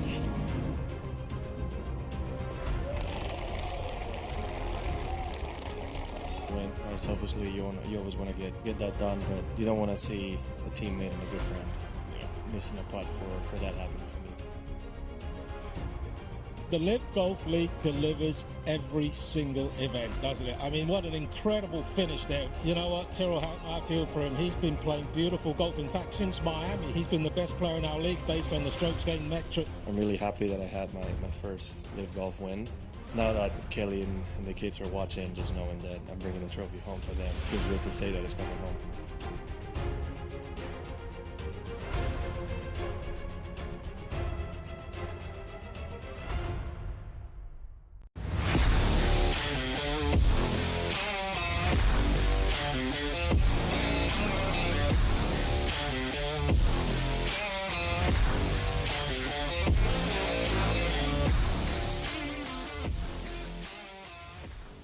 Fun stuff talking with Kurt's long gone. I'm going to have to see if that's streaming on Max. He said it was an HBO movie. Here with Sharapan, Kaufman. Thanks for watching. If you're listening on SportsGrid Radio, Sirius XM channel 159, we appreciate you. We got Cam Stewart on the way in about 15 minutes as well. So looking forward to chatting with him. That'll be fun. But what are we thinking, Dave? This is, sort of almost the last hurrah to get bets in for these final games of the evening. They all start in the next few minutes here. Have you placed all your wagers? You're comfortable with where everything stands, or is there anything you're still deliberating about?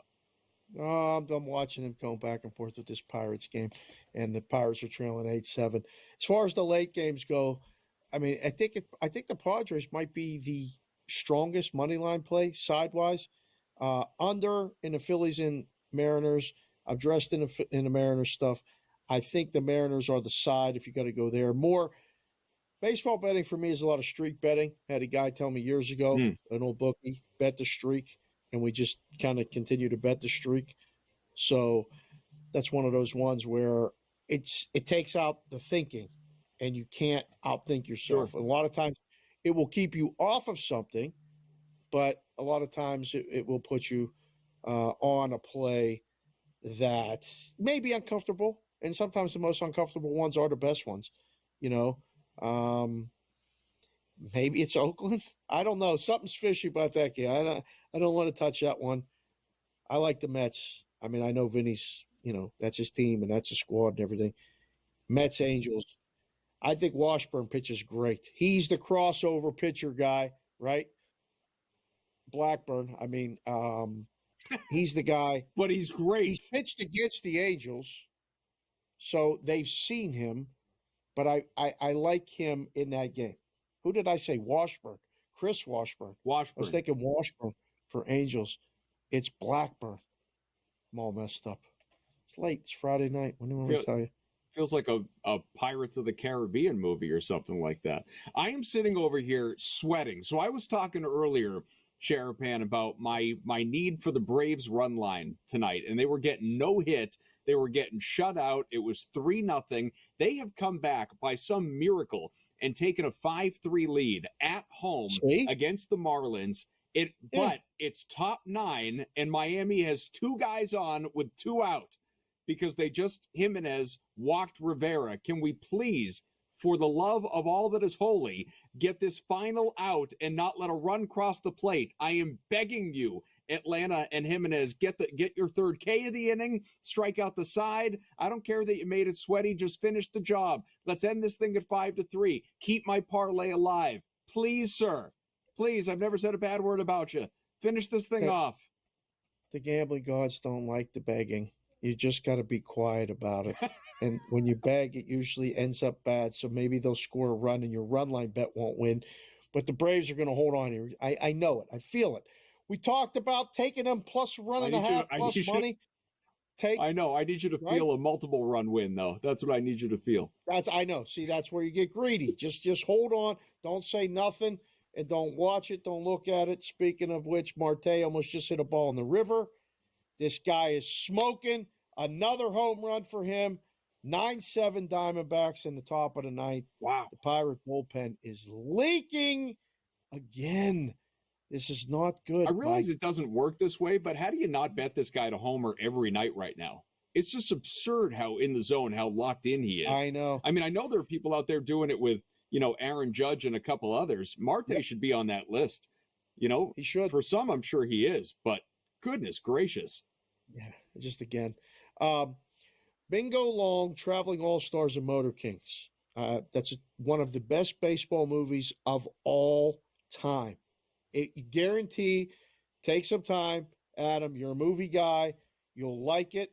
It's Billy D. Williams and James Earl Jones in the 70s, or maybe early 80s it was made. I don't know. It's one of the best baseball movies of all time. Richard Pryor, young Richard Pryor. Phenomenal movie about the Negro Which Leagues. Which movie are you talking about? Bingo Long, Traveling All-Stars and Motor Kings. I've never even heard of that movie. When you said Richard Pryor, I thought you were talking about Brewster's Millions for a second. No, I've never heard of that one. Movie. It is another good baseball movie. Yeah. No, I thought we were still really talking about Long Gone. No, you'll really enjoy Bingo Long, Traveling All-Stars and Motor Kings. Just Google it. I guarantee you'll read the bio, you'll read the history, and you'll want to watch it. You won't be disappointed. It's fantastic. It will give you a real good view of history of a barnstorming minor league, Negro League team. It was great. I'm looking at the board here. InGame. The Red Sox have done what they're supposed to do. This is good. The Orioles are trailing the Guardians. Is there a better team in baseball right now than the Guardians? I don't know. It's either the Guardians or the Padres. Two best teams in baseball. Braves finished it. Thank goodness. Leagues, right? Yeah. I would say so. Yeah, they're rolling right now. My goodness. Is every favorite winning except the Reds? Just about. Yeah, this is one of those nights. Astros. You think? Yeah. Yeah. Guardians minus 260 right now. Look at this division odds. Is it all? This is the all easiest chalk bet right in now as baseball, far as who's winning? Yeah, every favorite's winning tonight. The Royals beat the Tigers 9-2, so that one didn't hold. And the Braves closed it out. Hold for the Padres and Dodgers in my wallet. Thank you. Thank you. Thank you, Jimenez. 2-run win. Your Braves are in. So the begging worked. That whatever that was. I don't know what that was. I'm not above it.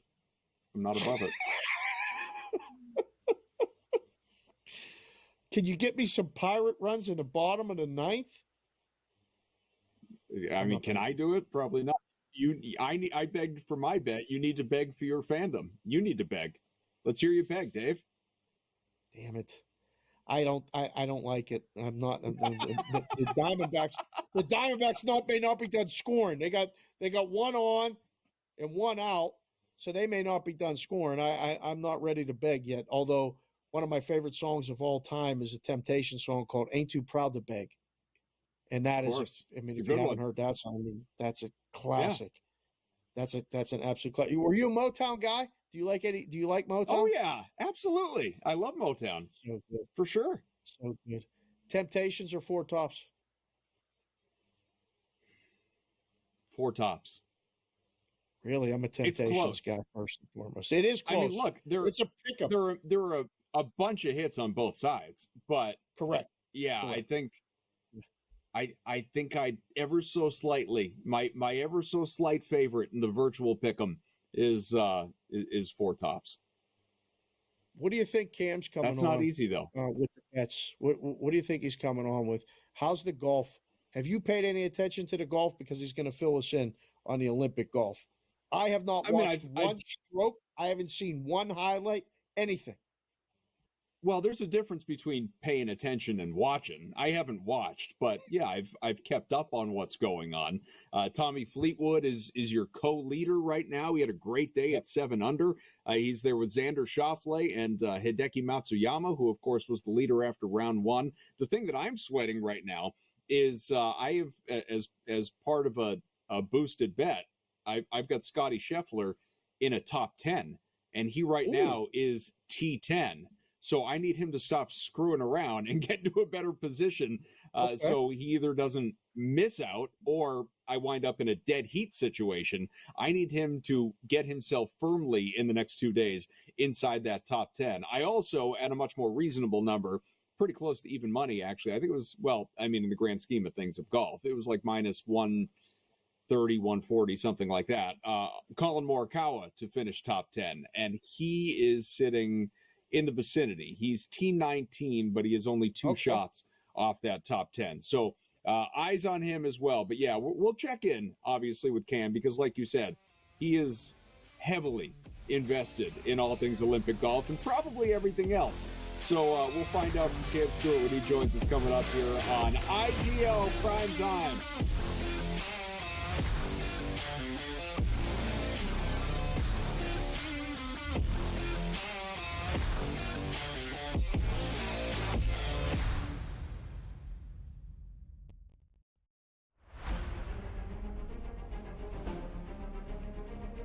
Recently, I feel like I'm not doing anything wrong. I'm not making bad swings. I don't feel like I'm making terrible decisions, and just had got a little bit of a streak of bad luck on par 5s. Didn't birdie any of them at the Open, didn't birdie any of them today. It's just, and I didn't feel like I did anything terribly wrong, right? But that's just golf. It happens. What's done is done, and this week is the most important week of the year right now. He lands it pin high, he's going to be off over the pin position and leave himself a tough putt there. That should bite now. He didn't like it by the looks of it, but he'll love it when he sees it. Just get this before that bunker. Put himself in a good position. Just a tiny little baby fade, ideally placed to tie the lead at 16.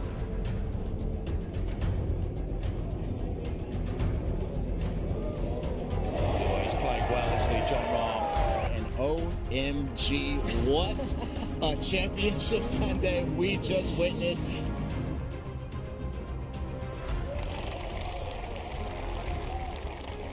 Right, selfishly, you always want to get that done, but you don't want to see a teammate and a good friend missing a putt for that happening for me. The Live Golf League delivers every single event, doesn't it? I mean, what an incredible finish there. You know what, Tyrrell Hatton, I feel for him. He's been playing beautiful golf. In fact, since Miami, he's been the best player in our league based on the strokes gained metric. I'm really happy that I had my first Live Golf win. Now that Kelly and the kids are watching, just knowing that I'm bringing the trophy home for them, it feels good to say that it's coming home.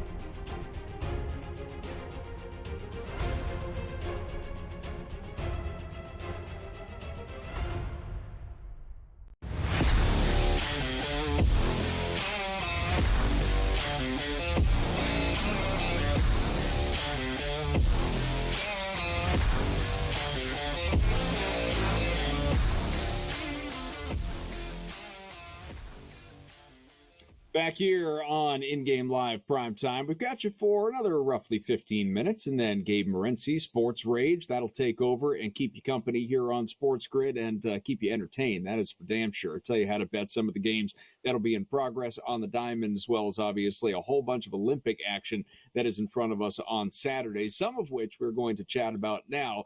Sharapan, Kaufman, and back in the same time as he was last night with the two of us, Cam Stewart. Cam, it's great to have you here. He's obviously going to be on Sports Rage coming up in just a little bit. So he's the appetizer to the craziness, just bringing us a little bit of crazy to close out our show.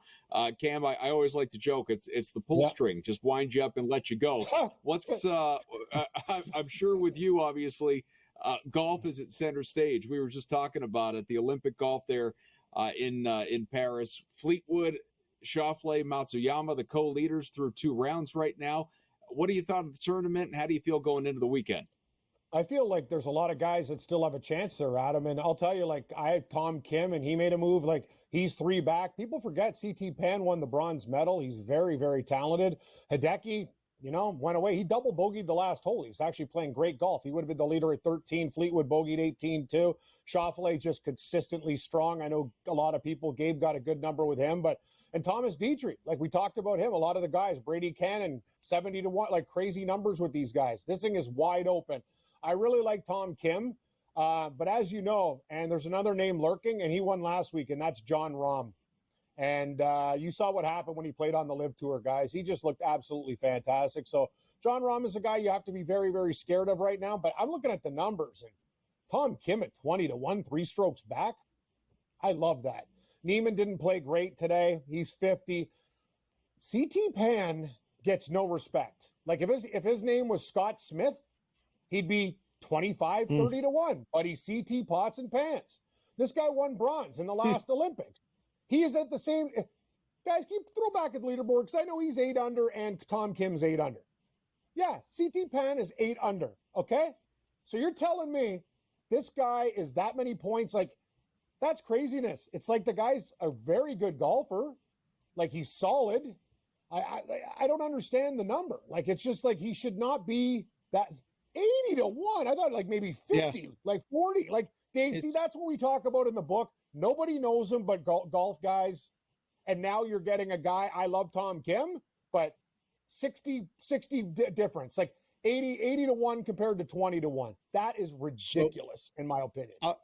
My question is this: how far back is too far back? Because I don't feel like 4 strokes back in 5 strokes back with 2 rounds to go, the way somebody could go low. I don't think that that's out of it. Where normally we might be at a course where we're like, oh yeah, they're out of it. The odds makers are pricing these guys out of it, Cam, and I don't think that that's the case. Agree or disagree? I agree. I think 7 shots is the number. 7. I over. I know there's a lot of quality guys. We have to, like they have to jump, but there's 2 rounds of golf left. So one guy goes absolutely bananas, Dave. I'd say 7. 6 or 7 is kind of my number. 8 might be a little bit too far back, but I would actually, if you want to look at some guys at 4 under, I would say definitely. Did we already hit that over in that Blue Jay game? Saw Stroman got pulled in the 3rd. Amazing. Okay. Anyway, that's good news. Sorry, I'm having. Oh my God, Dave, I'm bleeding all over the place here. I cut myself shaving and. Yeah.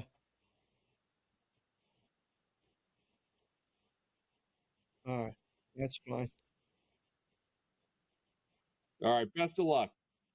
All right, we appreciate that.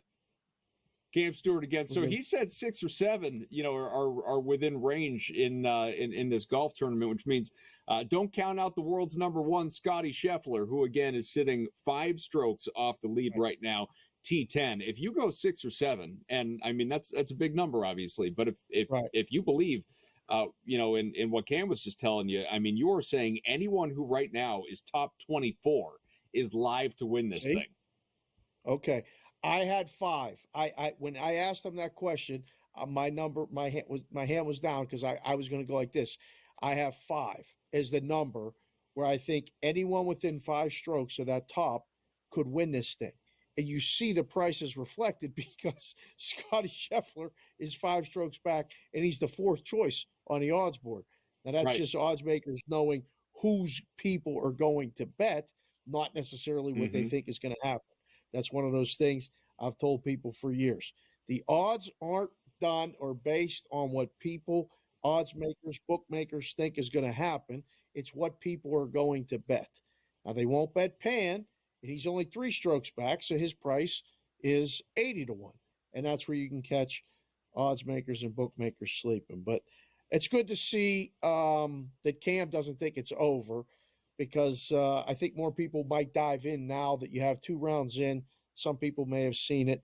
The Pirates have guy at second base with nobody out.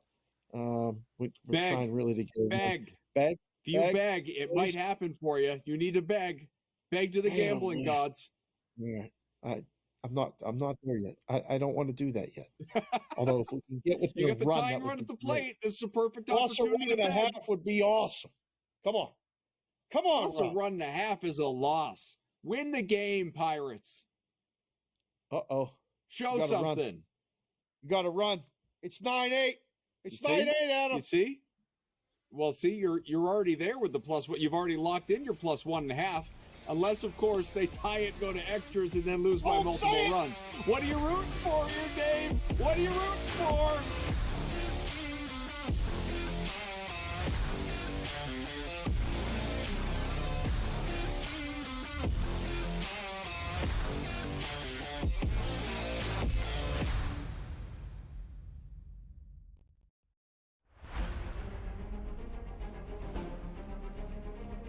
Recently, I feel like I'm not doing anything wrong. I'm not making bad swings. I don't feel like I'm making terrible decisions, and just had got a little bit of a streak of bad luck on par fives. Didn't birdie any of them at the Open, didn't birdie any of them today. It's just, and I didn't feel like I did anything terribly wrong, right? But that's just golf. It happens. What's done is done, and this week is the most important week. What has happened? What has transpired here at the Brisbane Center here in Denver, Colorado? It wasn't just a big night of fights. It was a big night of memorable moments. Conor McGregor with us here in Denver, Colorado. Left hand from Mark Paul. Right hand right back from Mike Perry.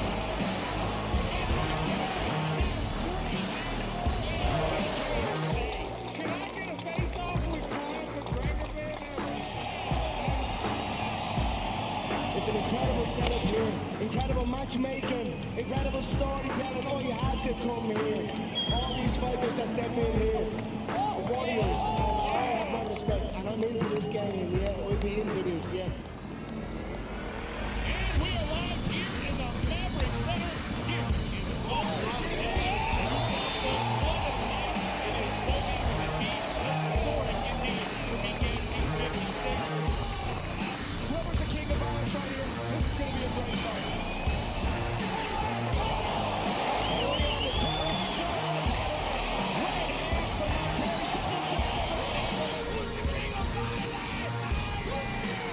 Combat fighting in its purest form, bare knuckle fighting in the city of angels.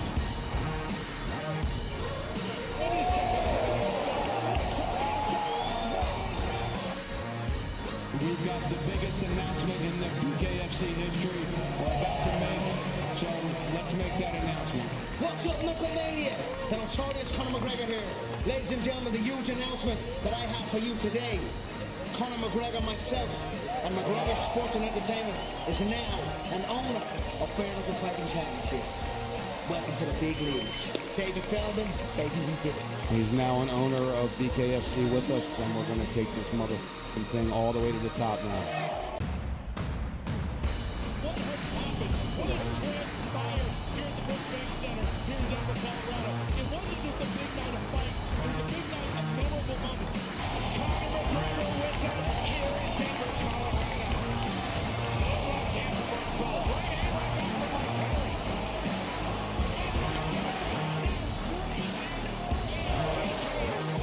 Can I get a face-off with Conor McGregor, man?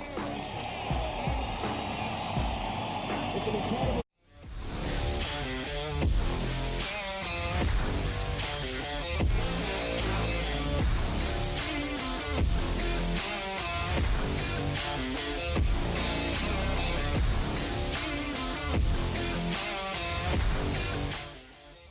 We've got you a few more minutes here on InGame Live Prime Time. Thanks to our great guests. We had Cam Stewart just a little while ago. Before that, George Kurtz, of course, Doug Kazarian earlier on. A lot of great stuff and good Olympic expertise from Doug setting you up for both the hardwood, in the pool, everything going on tomorrow. A lot of fun stuff that we've had the chance to cover here. Make sure you're checking out some of the clips that have made their way to the SportsGrid Twitter as well. But here with Sharapan, we're keeping an eye on the late baseball. So all these games are underway at this point in time. Rockies, Padres, they are scoreless, just going to the bottom of the first. Mets, Angels, same story. Dodgers, courtesy of a Teoscar Hernandez 2-run homer, have taken a 2-0 lead in Oakland, but the A's do have a couple men on in the bottom of the inning, so trying to be pesky and annoying as usual. Hopefully not, because I am on the Dodgers' money line. Phillies are down 1-0 in Seattle right now. That is bottom one, so the Mariners not wasting any time. And sadly, because you refused to beg, and the gambling gods were listening, they wanted you on your knees worshiping them, and you refused. The Pittsburgh Pirates teased you and lost 9-8 to the Diamondbacks. They did. I mean, it's a little late now, but I got it right here. Now, I heard a crying man is half a man with no sense of pride. But if I have to cry to keep you, I don't mind weeping. It'll keep you by my side. Little Temptations. Ain't too proud to beg for you, Adam. I should have used it before the bottom of the ninth. Maybe it would have worked. Yeah. I know you want to leave me, but I refuse to let you go. If I have to beg and plead for your sympathy, I don't mind because you mean that much to me. Man. Am I in that scene in the middle of Remember the Titans right now? Right? Where's that dude going to walk out and just start belting it out? Where's Ryan Gosling? He'd be out there singing, dancing. I mean, you kind of look like him. I'm just saying, you kind of look like. That's the nicest thing you've ever said to me. I appreciate that. You got it. You got it. Compared to the cast of characters we've had on the show today, I do. Sure. What a show! I mean, listen, this has been a great Friday night. Like things fly by. Yeah. The bets come, the bets go. Yes, the Pirates lost. That's fine. The Braves came back and won. You begged, it worked. They were down. You were worried. I told you not to worry. They got the run line. Don't worry about the Dodgers. That one will be fine. I think sometimes odds makers just miss. Like one of the hardest things to do with the baseball numbers when you're making the numbers is to figure out where to price the much better team on the road. Because if you make it too high, you get an automatic bad guy play. And if they get you, and you can't lose on the game when the Dodgers lose to the A's. Like if the A's win, everybody's going to bet the Dodgers and you fully expect you're going to lose. That's fine. But if the A's actually win and you're on the wrong side of it, you're not booking a game right. So that's the danger. You make it too high, they hit you, and then you lose. You don't want that. So minus 140, you sniffed it out, at least early. That's good. Dodgers first five's looking good. How many no-hitters are we flirting with today? Did you see that Blake Snell he's hitless through 6 right now in Cincinnati? You just refuse to not talk about it. As soon as you talk about it, I would almost bet right now. This is a gambling show. See, this is a gambling show. Reds to get a hit or a run in the 7th because Kaufman just said it out loud. That's what's going to happen. Good, bet it. It'd be a nice plus money number for you too. You can thank me later. What are you doing tomorrow? You got any activities with the kids? What do you got? You got lacrosse? You got flag football? What do you got tomorrow? Well, we got a big birthday number 12 coming up on Sunday. So tomorrow's going to be a little bit of getting ready for that. My oldest has a little shindig going on Sunday. That'll be a good time. But tomorrow I'm going to be back here on SportsGrid 1 to 4, hanging out with Brady Cannon and tracking all things Olympics, 1 to 4 Eastern time, of course. So a little bit earlier for you, obviously, if you were tuning in. But that's going to be a good time. We'll have plenty of basketball, I'm sure, to talk about after that starts up in the morning, and some of the other games as the day goes along. Some of the events that we were chatting about with Doug earlier in the pool. As far as the early morning goes, man, we're just eking out the last bits of summer, a little sports break, and then the kid craziness really starts up again a little bit later on this month with school starting and getting back to all the soccer and lacrosse and flag football and all of it, my man. School starts in 1 week for Las Vegas kids. West Coast starts way too early, August 12th. And it's nuts. You better be awake tonight when I text you when that water polo match starts. I'm going to be awake. I'm going to be awake. I'm going to stay. I'm going to be I mean, slugging Mountain Dews before I go to bed, just waiting for your text. But don't you worry about that. Thanks to Vinny, to Jack, to all of our guests, Sharapan. It's been a lot of fun these last couple of days. I'm Adam Kaufman. We'll talk to you again this weekend.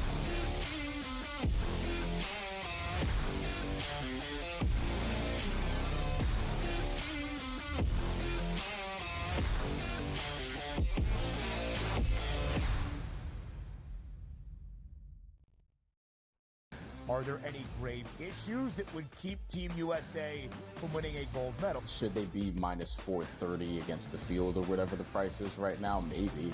But am I looking at, hey, Europe as a continent to win the Olympics at plus 500 as an interesting bet? Yeah, because one, they have 5 teams in the Olympics out of the 12. The Early Line, only on SportsGrid.